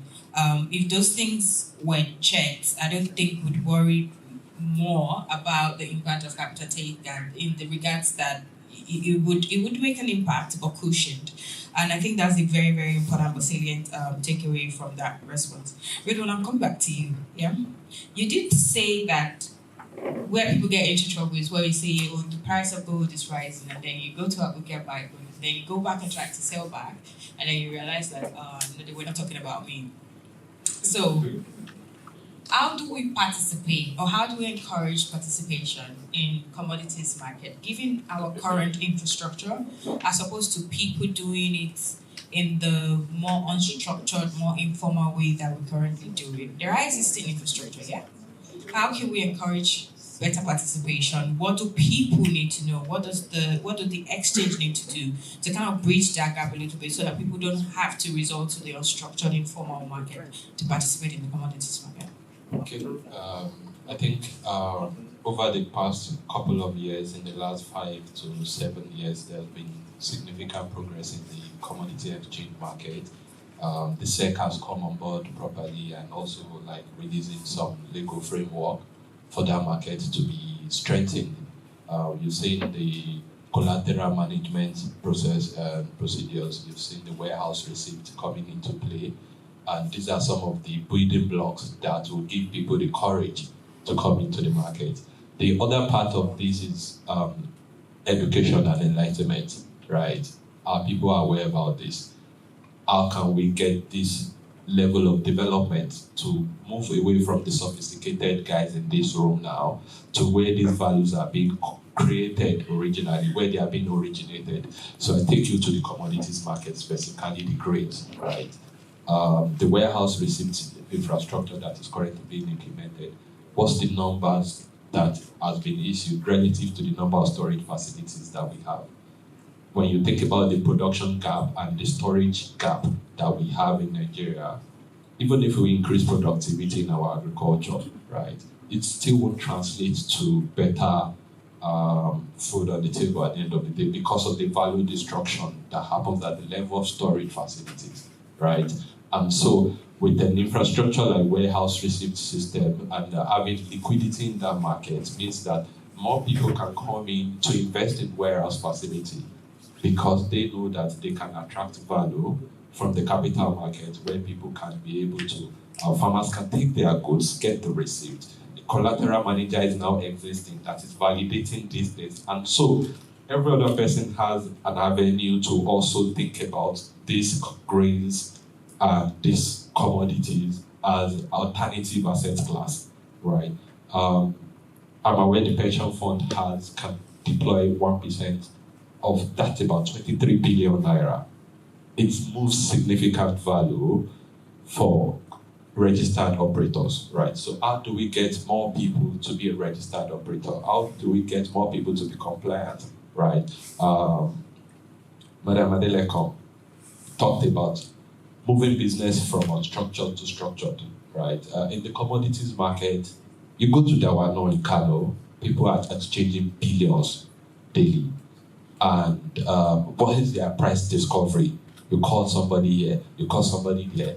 And so the asymmetry, information asymmetry is still very great. It's still very high. So that leaves the market open to only sophisticated players, right?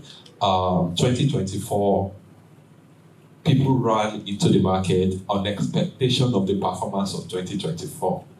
And in 2025, it was a serious K, right, for majority of the players in the market, right? So if you are coming from a market where commodities was doing 65% in 2024, and it did maybe like 49% in 2023, and you are coming to where you are struggling to deliver 20% in 2025, to get people to come back into that market in 2026 will be hard, right? And why do we have that? Because people only have an appreciation for continuous price increase. They don't understand when the reset is likely going to happen.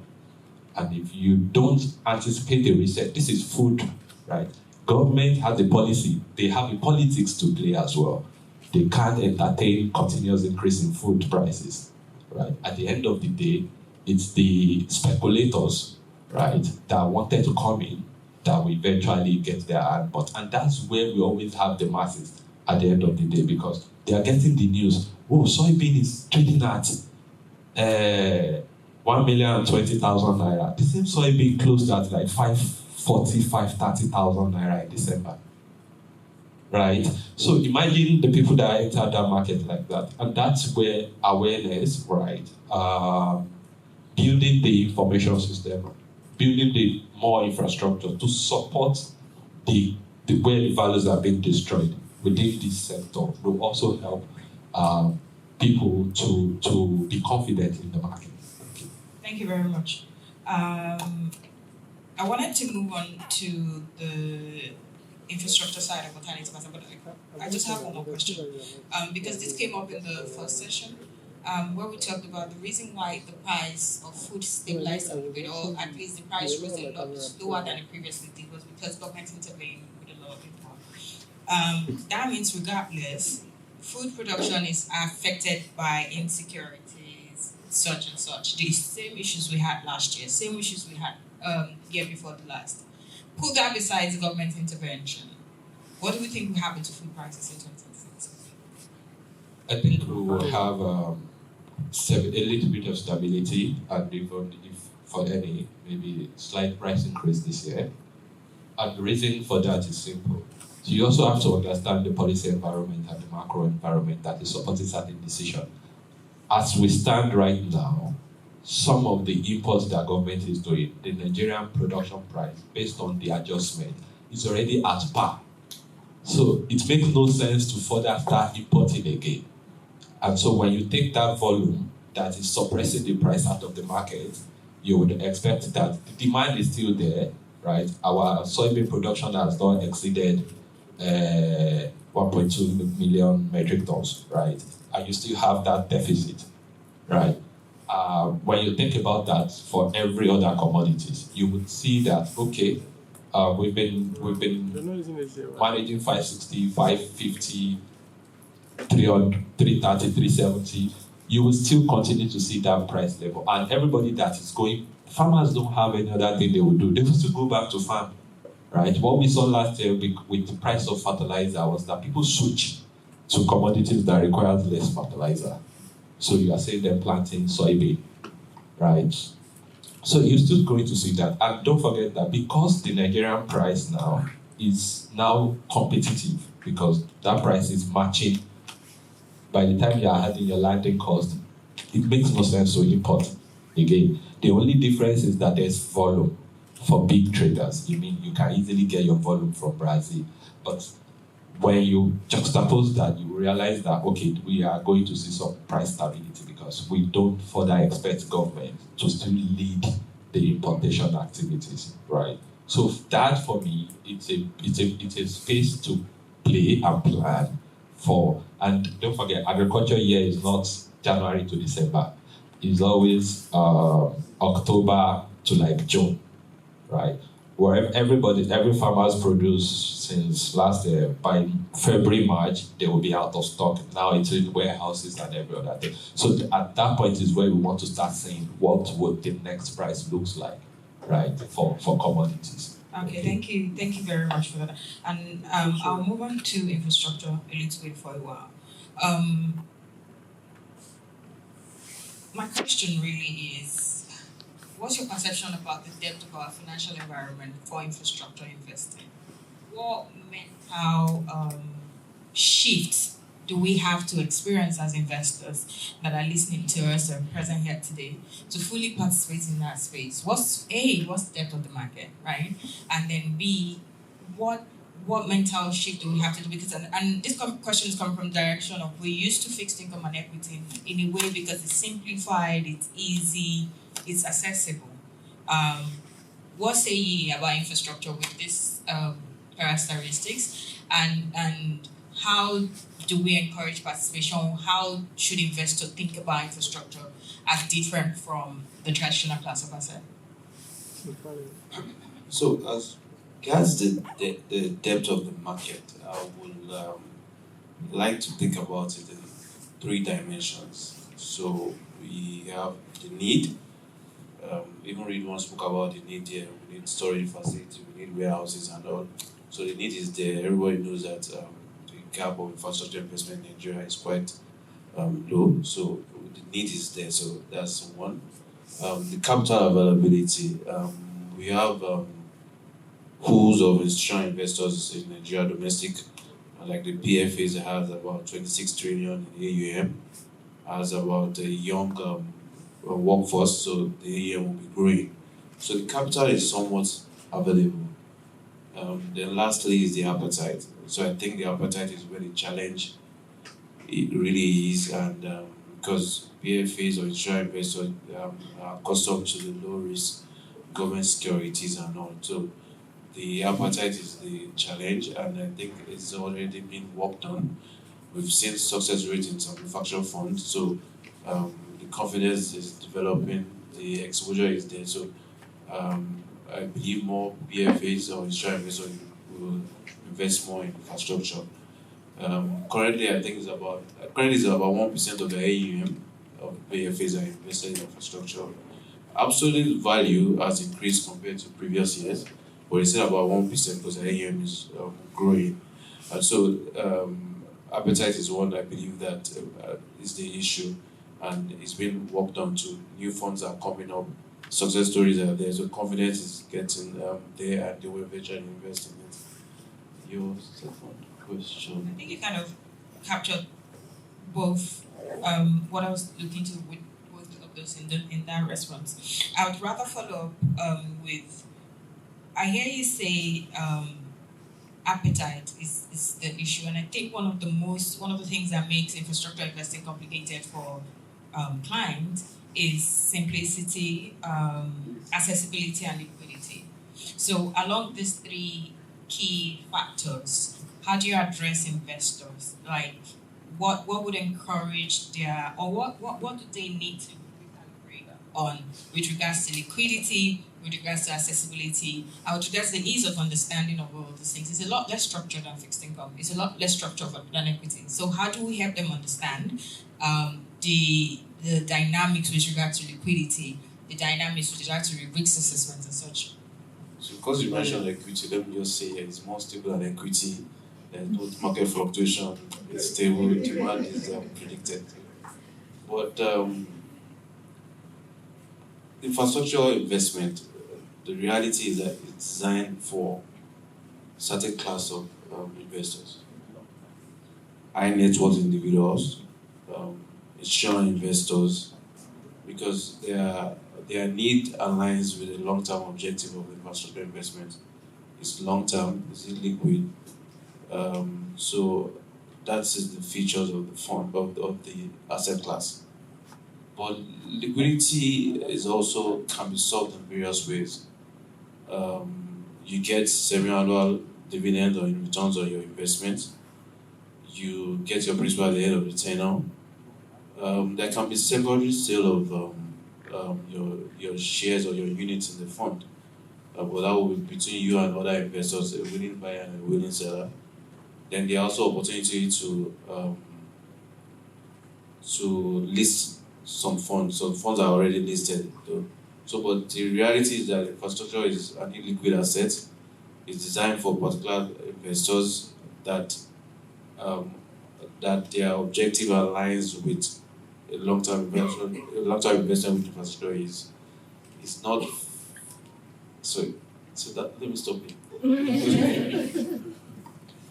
Is the fact that you started by like, since you're going to compare infrastructure to equity, it's more stable for a period. You did allude to the fact that it's a lot less liquid. Yes, it's. So I suppose that's one of the shifts that we should take away from here. That limit on liquidity, it kind of increases, kind of limits participation in a way, right?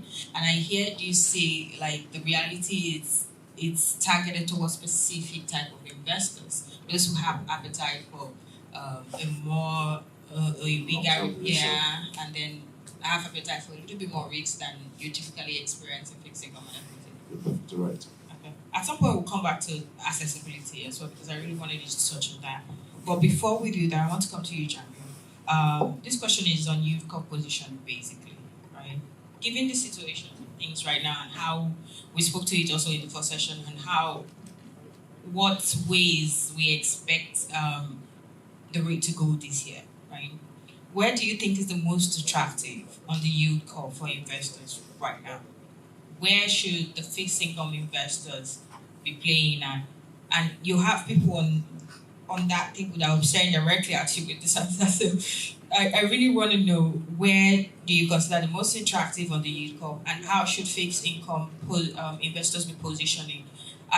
If you could graciously talk on, like, from a portfolio investing point of view as well, right? How should we be repositioning to take advantage of fixed income yield this year? So thanks for providing that clarity on the lens through you are looking at it, which is portfolio. So the way I look at it, let me put this out there. The way market participants look at market is quite different from the way economists look at the market. We read the articles, but because we feel the pulse of market, things are slightly different because we're on the field. We see ourselves like being on the field. So things actually pan out a little different. Now, in the fixed income space, there are a couple of things you also need to be aware of to make decisions. First around that will be, what is the market liquidity saying? These are things you need to speak to or interact with. You need to be able to scope what the liquidity situation is, because at the end of the day, the product being bought comes out of that liquidity, so you need to understand how that plays. Secondly, will be the supply segment of this instrument. Are we likely to see a situation where the tap is open and there's a lot of supply of instruments to the market? Then finally will be on the demand side. What people buying these things, what's the appetite? So if you can have some lens or clarity around those three things, you can start to inform how you make decisions around either to buy, hold, or sell. So coming into, I think, the new fresh set of information that came out, and trying to, what the market is echoing right now, you have to say that, is that there's been liquidity in the system, which is deliberate. I think CBN and in their wisdom have left the equilibrium system for a while. But you realize that yields on instruments are still inching up.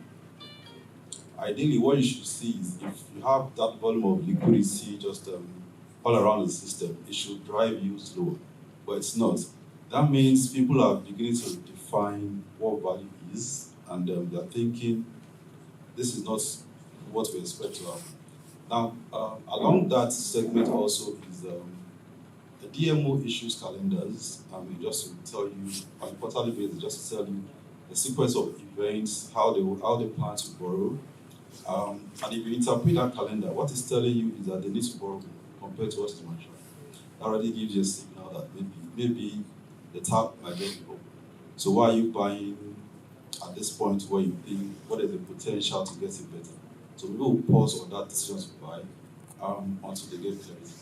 So we're seeing people looking around these things like this. So it's informing what value will be. When the buy momentum comes back into the market, you see a rush into instruments. But also, there's also the segment of APIs can also rush in and take over all of these benefits. That might then redirect the direction of the yield curve. But what I would say is, if you're a portfolio guy, I think it's best to start to build your portfolio. Don't buy everything now, but buy it because that price point you think you're targeting, you might eventually not get it. So you can start to build gradually from now. The last NTB 1 year rates, I think it's printed at 18.46 as compared to 17.5 that we saw the last time. So it's giving you some additional 100 basis points to pocket. So if you look at that, there's also going to be another option. So people are paying attention to all of these things. So it also tells you that there might be a sweet spot that you can actually target. For the guys in the portfolio, because the need to borrow is also important. So you see them probably also trying to surrender yields, give out yields to people to buy from. So that's why I'm not seeing a lot of the buy now. So I think you can start to build gradually right now. And the momentum is also shifting into the bond space, and there's also an auction expected. So you might be able to capture some good yields at some elevated levels, which I also agree with what the economists have written, which is that Q1 might mean that because also they might want to front load a lot of their borrowing, the yields might be higher. I think I kind of agree with that. So within that Q1, if you have to do your buys, just target them. I think that might be the price point or the moment to start to capture instruments. So just target that Q1 and try to build a portfolio around it, because into H2 things might be better. Some other things might also amplify that advantage. You get lucky and get listed on some global index that gives you that potential. Then you see the yields rush down, and you have already captured what you have to do. Yeah, that's my answer. Thank you very much. I do appreciate that insight. I want to move on really quickly to the equities market, and my question is in twofold. Raza, can we confirm this? Yes, I'm online. Thank you very much. Two questions for you, just to make this easier on you. The bullish run in 2025, does that continue into 2026? Do we see this continuing into 2026? Or should investors be prepared for a correction? Is a correction imminent, or should we carry on? And addendum to that, I feel like also, what strategy worked to capture the advantage of that bullish run in 2025, and what strategy should we be deploying in 2026? I think I'd like to take that first before I come up with another question. Okay, I think it will be very difficult for me to commit to what kind of return the market will do in 2026. But I'll look at it from an umbrella standpoint. Are there values in the market right now based on the companies that are listed, based on the performance of those companies? Fundamentally, are they valued in the equities market today? I think the answer to that is a resounding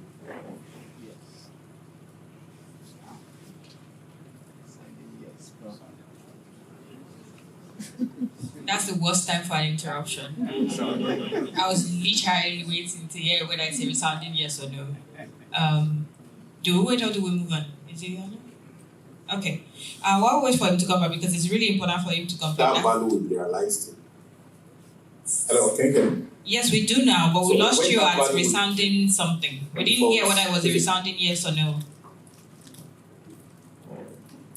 Oh my, okay. So I said that's a resounding yes. Okay, please go on. Go on again. All right, at least we got our answer. When it gets back, we're going to ask him directly, more directly, where the value is, because I feel like that's what we're looking to take away. Realized. Will those values be realized in the next 6 months or in the next 1 year? That will be very difficult to tell, because equity investing is about long term, not just short term. So, performance of the equities markets in Nigeria over the past 10, 20 years, for example, something is very important to identify, and that is majority of the returns the market delivered on annual basis. The return is usually concentrated within a short period of time. So last year, for example, if you did invest in Q1 or H1, you are not likely to gain a lot because substantial part of the returns the market delivered last year was concentrated in a very short window of time. So no one can realistically determine what that time is. But will the market value be realized down the line? I think the answer is yes. Then one other thing that we need to put into consideration when talking about the value that the market will deliver in 2026 is there are factors beyond the macroeconomic improvement we're seeing in Nigeria. There are positive things to look at from monetary policy changes that we've seen, predictable monetary policy changes versus what we've had in the past. There are some good as well around the fiscal side of things. Whether those will deliver the expected result or not is a different discussion, but we can see the intention to strengthen the fiscal responsibility or the fiscal side of governance. However, what that now means is that will the improvement in macroeconomic condition naturally translate into improvement in companies' performance? Yes, but there is an overhang somewhere, and that is the global risk. And the uncertainty around the global economy today is so huge that when that risk crystallizes, investors globally will look beyond the performance of individual companies. They will look beyond the existing value that exists in those companies. They will focus on safety. And that is the major risk that we sit on in 2026 and 2027, or even 2028 before there are significant changes in the US. So overall, there are values in the market, especially if everything works as it should. Markets should still continue to be bullish in 2026. However, there are overhangs, risk overhangs, that may cloud the realization of that value in 2026, especially when global risk crystallizes. For example, what's happening? Geopolitics, global geopolitics, what's happening within the US, Middle East. All those things might look far away from Nigeria, but they play a significant role when it comes to investment impact within the local market. Okay, thank you very much. Simply put, and I know this is putting you on the spot, sort of, where is the value? Oh, yeah. Where in the equities market specifically is the value? Yeah, I think that's the simplest answer to respond to. The market is very narrow. So just do NGX30 and you're good. That's the worst part of the market. Yeah, good. Okay, I think that's a very, very safe, but I didn't see that answer coming. But I mean, you can't go wrong. Just invest in NGX30, given how narrow the market is. Thank you very much. I'd like to limit our conversation here because I'm told there's a lot of questions from the audience, and I think that this is the part where they have the questions that investors have should override, whatever policy decision we wanted to discuss. But one more question for you, Jamil, and it's on the cryptocurrency and regulation bit of it. Praised it into that, and I didn't want us to wrap up this segment without touching on that. What is your view on cryptocurrency and the current environment? Do you see these as something that will be encouraged going forward in our financial space, and what are the attractive points? Because this is one of those class of assets that is really difficult to value, right? A lot of valuation is data driven, numbers driven, right? Here, there's nothing, it's mostly vibes. So when do we go in? When will Praise get our money back? Those are the questions that we have. Can you point us to direction in participating in this space? Is it encouraged? Is right now a good time to participate? Where should we begin? So to start, I'm not sure how local regulation supports it for crypto, but in a jurisdiction like ours, because crypto offers you some censorship, resistance, people naturally, and environments where there's no stability around currency, crypto becomes a very good option to either store value and stuff like that. So I would make a call that locally it's an asset class that appeals to us in this jurisdiction. But if I'm talking from the global lens, crypto has gotten a lot of endorsements. Last time, I think I was listening to a comment by Jamie Dimon of JP Morgan, where he said that crypto assets have now been accepted for repos. That's a big endorsement for the asset class, which means that you can use your crypto assets to do repos and get liquidity. I think it's the best time for crypto, and we've seen that at the movement. I mean, it's moved to about $125,000 before quadruple. So it's enjoyed a lot of policy support, even from the US. But what I find in crypto is because of the speculation around it, you see that there's a lot of volatility happening when you own crypto. So to really keep it in your portfolio as an asset class will be difficult because there's going to be a lot of oscillation having that kind of asset. But again, you can, for short-term benefits, I think something can hold. What my call on this would be that it's going to trade, one of those asset classes that will always trade range bound. It's going to pick a range and trade it. So if you want to really trade it, always target to come in at when you see it drop. I think when you see it drop, that will be the best time for you to just make an entry into that asset class. And another thing I've observed, because over time I looked at the performance and the graph over time, and I realized that crypto will always have new converts. The messaging to some people does not appeal, but with time, there will be new converts into the crypto world. It will have new disciples. Those are the guys that are just coming in fresh. Because of the effect of those guys, that's where you also see that oscillation, and the guys that have been in will take profit. So there's always a take profit, realize and step in period. That's what's going to create that range that is possible to trade. So if you're trading it, it has some potential. After every major drop, maybe just go in, because it's most likely would rally again to a point. So that's the call. But having it as a permanent asset class might not be too good, because it's going to create a lot of volatility in your portfolio. Okay, so portfolio managers stay clear, for the rest of us buy the dip. Duly noted. Before we move on to researchers' question, because there's a lot of questions from the audience, like I did with the first panel, I want you guys to speak to the single most attractive opportunity in your asset class. And for you, Jamie and Rasak, I would like you to be as specific as possible. Right? Last year, they put one of our analysts on the spot, and she's like, I know what I'm saying, telecoms is going to be it. If you listen to her, you probably agree now. So I want you all to do the same, like something similar. I know that might be a bit challenging for infrastructure, so we'll let you guys, have a room of 2 sentences. But I feel like fixed income and equity can limit it to a sentence. What is the single most attractive opportunity from your point of view in 2026? And I'd like to start with Razak, please. You can't get me here.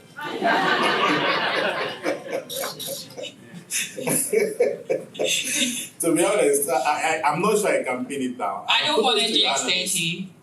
Yeah, I know. Okay. Let me say, kudos to your analysts to have figured out how last year. I would like to speak to her, actually.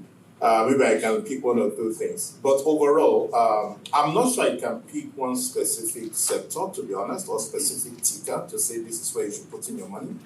What I know for sure is that equity will perform in 2026. And what we need to do is to find a way to gain exposure into equity. That's why I mentioned the X30 earlier. However, there are certain sectors that are upbeat relative to what they did last year. We've seen significant performance or re-rating within the banking sector. I think there are a couple of names within the banking sector that I see might deliver a significant amount of return in 2026, given the turbulence we saw last year, it's right down at FX. So the stability in FX, I think, will bring some sanity into the financials of banks and some predictability into their financials as well. So I think I'm heavy on financials, banking generally. Thank you very much. Yeah, the capitalization part is done. Okay, thank you so much for that. I hope our retail investor club cuts that. I know that the portfolio and I'd like to speak to your analyst as well to get what 2026 will do. I don't know if you want to introduce you to our analyst, but okay. I'll run it by the management team. Thank you very much for that insight. Fixed income. Okay, for fixed income, I think the winning asset for 2025 for I'll say automobiles. I mean, if we're able to get them at some, just rolling back a bit, just 2025 automobiles. But for 2026, it's a little outside of fixed income, really. I think I'll call gold again because look at the global conversations right now. People are trying to. I think the key talk right now is people trying to invest in neutral reserve assets. And those are central banks saying we don't want to peg our reserves to anybody's currency. What we want to do now is to hold it in plain value. I think that's where gold will just steal that benefit, really. For silver, while it's good, what I've read shows that they actually can increase supply of it. There's potential to increase supply, unlike gold where it's limited to nature. So for that, if they just unlock supply, it will also affect the price of its price level. So for 2026, my call will be gold. Although it's high right now, but it still has very good potential. I'm going to take this as an attempt to avoid telling us where to be on the yield or maturity curve. And then you've gone into another man's asset class completely. But we appreciate that feedback. We will find you after this. I can take that. Please. So on the yield curve, I think the play will still be on the short end. Okay. Yeah. Long end or mid-tenor value of the curve still looks kind of unclear. So, but with the short end, I mean, what's the risk you carry? It's a duration of one. I mean, that's so you always be able to ride that curve, and maybe automobiles. We couple the fact that all of these things we've been saying, they still need to borrow, they still need to continue to attract FPIs. Might just keep the yield curve elevated, and I think it'll still be a very good asset option. Thank you very much. To the commodities market, just one place where you feel like the value is 2026. I think he has mentioned that already. It will be very difficult to tell people about the grains, soft commodities. Right. So, and you've also seen in the energy space that there's so much uncertainty. So, you go to the metals. I do want to resound a note of caution, though, earlier around the value of metals about this time, because you did touch on it. You said that we should ensure that when you're dealing in that space, you are handheld to not fall victim to the sophisticated players, right? There's the nuance is very interesting, and I think you touched on that. So I just wanted to bring that back to the forefront, so that while we are looking to invest in metal, we'll do it cautiously, or we'll do it with the advice of our asset managers. And then to infrastructure. So for infrastructure, I would like to put it in two buckets. For the public-led infrastructure, I think power is very important. especially the transmission aspect of that value chain. We generate about 15 gigawatts, we can only distribute about 5. So there are attractions in that transmission sector. So I think for the public sector, led infrastructure initiative with the transmission part.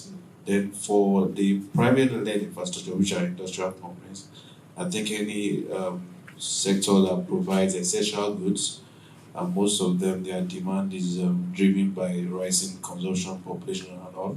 So they will tend to expand their infrastructure, whether it's logistics, whether it's having a new plant.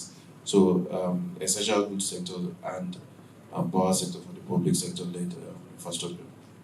Ladies and gentlemen, you heard it from the office now. I'm going to yield the microphone to the research team to take the questions from the audience.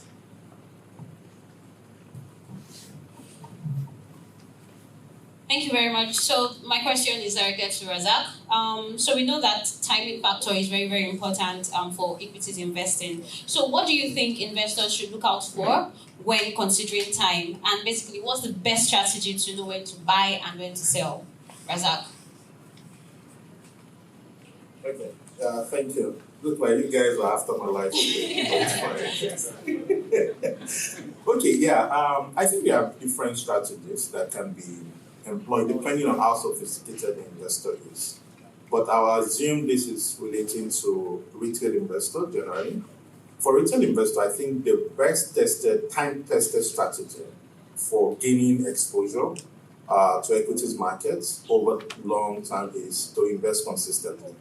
As I mentioned earlier, the return concentration is usually limited to a very short window. And trust me, no one can easily see when that window is. So you want to be in the market when the market is actually delivering that return. You don't want to be out of the market during that time. So the time-tested, simple strategy to play the equities market in order to have exposure to the potential of that market is just to invest consistently over time. That will make it, it's just so simple, and that's what I'll advise. But for sophisticated investors, portfolio managers who have a different strategy, that depends on what the mandate of the fund is, what they're looking at, and that's a different discussion entirely. But for retail investor, just invest consistently over time. Thank you very much. I'll be back to you, but I have a question for Rufai. So looking at the Nigerian macroeconomic landscape, do you think that there are any favorable catalysts for infrastructure fund, and what sectors should we be looking at in 2026? Okay, for infrastructure, like I said, it's essential, so there's always demand for it. But not all projects are going to be viable. So that's why I said the essential sectors. If you look at our Greek, let's say fertilizer, we'll have a lot of, currently we can't even produce fertilizer enough for our need. We import some part of it too. So those sectors are very important and essential. They are quasi-monopoly in the way that the demand is inelastic. So those sectors are very important. So that's why I said basic essential goods sector. Industries will need to expand. They need to improve their logistics infrastructure. They need to, so for example, if a sector that needs gas as a feedstock, needs to invest in pipeline infrastructure. So sectors with essential goods would do well. So for me, those are the sectors I would say for infrastructure. And for the public side, we can see the traction from the government side. They've concessioned a lot of assets. Even the storage you mentioned, there's a lot of concession storage. There are a lot of success stories in port concessions. The airport too has also been concessioned. I think they'll reach financial close very soon. So those sectors are where I see infrastructure. So I'm optimistic about infrastructure investment. Okay, thank you very much. So I'm sure the audience has heard you. So just one last question and we're back to Razak. So fintechs are acquiring banking licenses in addition to their switching license. Okay, yeah, and we see a company like Flutterwave acquiring, Mono Open Bank, Paystack also, different things going on. So do you think that, or what do you expect, or how do you expect this to impact the banking sector? And do you also think that investors should reduce their exposure to the banking sector? That's to Razak. Okay, thanks. Yeah, that's quite an interesting question. I think we should see this as a stage in the life cycle of a sector, in the life cycle of the fintech sector or technology sector in Nigeria. Initially, the sector was largely dominated by payment companies, right? Started out with payment companies, InterSwitch, Paga, Flutterwave, Paystack. And down the line, you now saw significant development in other verticals like wealth management, lending, and so on and so forth. Payment is still an important infrastructure that connects all of these verticals together. And it's just a natural progression of ambition for a payment company to want to capture an additional value downstream, which is why we're seeing more licenses being acquired by the payment company. My sense is that for those payment companies that are acquiring banking licenses, I think the objective is either to have the power to hold money, because significant amount of money goes through their infrastructure, and you can extract additional value by having the power, regulatory power to hold money. And then the second part is credit. I think credit is what a lot of people have talked about in terms of its under penetration. And to be able to do credit really well, you definitely need banking. I'm not part of those that decided on whether to buy those banking licenses or not, but my thinking is that it's a natural progression of ambition for a payment company to want to capture additional value downstream. And that's what we're seeing play out. I think we'll see a lot of that in the next 2 to 3 years within the fintech industry. So will that make you not want to invest in banking? No. I think the opportunity within the industry is still very huge. What the fintech companies are doing in credits is still relatively tiny compared to the size of the banks. So far, I think the overall pie will be enlarged rather than reduced. So I don't think it's a major threat to bank, to be honest. I think overall, the industry will deepen the opportunity that exists for credits and for other asset classes.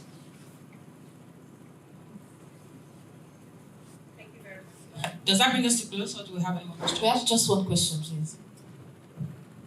Good morning, everyone. Glad to be here and really exciting session so far. So I have a question. I'm not sure who to direct this question to be honest. But I don't. Are we looking at digital infrastructure as an asset class? And I'll give some context. So we have quite a bit happening in the industry. We have data centers still limited, but we see the gaps. We see the tremendous opportunity for data centers in Nigeria.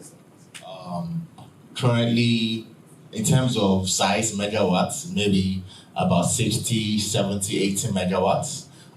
Nigeria, with its 200 million people, needs a lot more than that. And we see the use cases, enterprise, cloud, AI is coming on stream, and so on.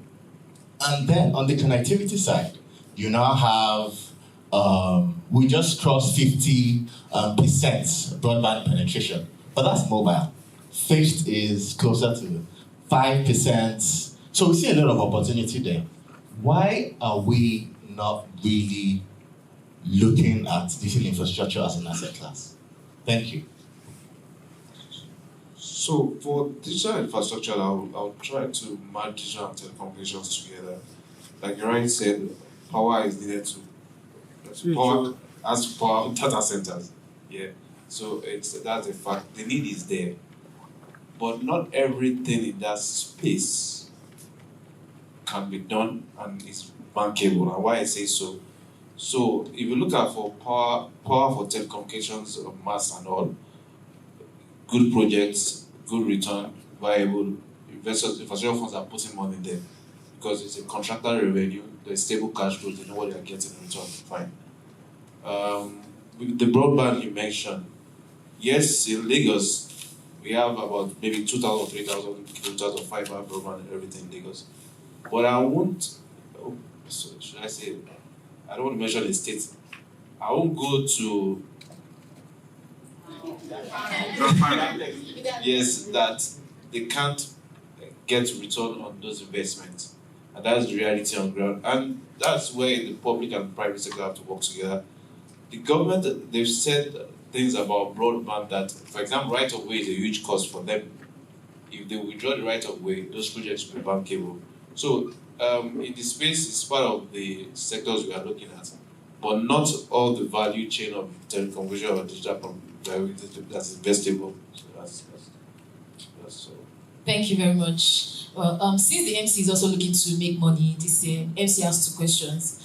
One for the fixed income. I mean, am I to understand, if I'm talking to retail investors now, because that's who I am, for retail investors, are we to understand that, okay, just go short, just play on the, like you said, I'm following from the things you mentioned, we should just buy the short instruments, we should just stay there, relax, just no stress ourselves. So what do you advise for retail investors like me? Okay, for someone like you, unfortunately, as a retail investor, you don't have access to the OMO window, you're not FDF. Yeah, but what we're seeing right now is that there's already a close-up building between 1 year NTV and OMO. Yeah, it's shaving and then getting narrow. It's the spread between it. So I think with 1 year, dependence on your investment horizon, how long you want to do it for. Even the mid-tenor last NTB actually pumped a little higher. So I think and the good thing about it, you can buy 1 year and still, you can trade the call. You can buy 1 year and exit in 6 months. You still get the same value. So I think it's still a very good promising investment. Okay, thank you very much. And for retail investors again, what commodities would you tell me to buy today? To say, because you mentioned during the course of your presentation that the commodities calendar is different from the normal calendar that the rest of the world uses. So what calendar does the commodities, what do we use in the commodity space? And then for retail investors, how can I take advantage of this, opportunity that is there that you've mentioned? Meristem did not pay me for this advice. But I would say for retail investors, just go into commodity funds, right? Promoted by credible institutions. I think this is something that is very important that we also need to talk about. There was a lot of value destruction some 3-4 years ago from a whole lot of agricultural crowdfunding platforms. So if you are going to trade in commodities, go to certified institution, properly SEC license, that you can see that who is managing these funds here, right? Who is underwriting these transactions? Who are the collateral managers for these transactions? And all of these questions is not what a retail can answer. If you go and buy maize now on one exchange and you can't sell because there's no liquidity on the exchange, right? So I would say, to be safe, just put your money into commodity funds. Thank you very much. Thank you very much to the panelists. Please let's give them a big round of applause. The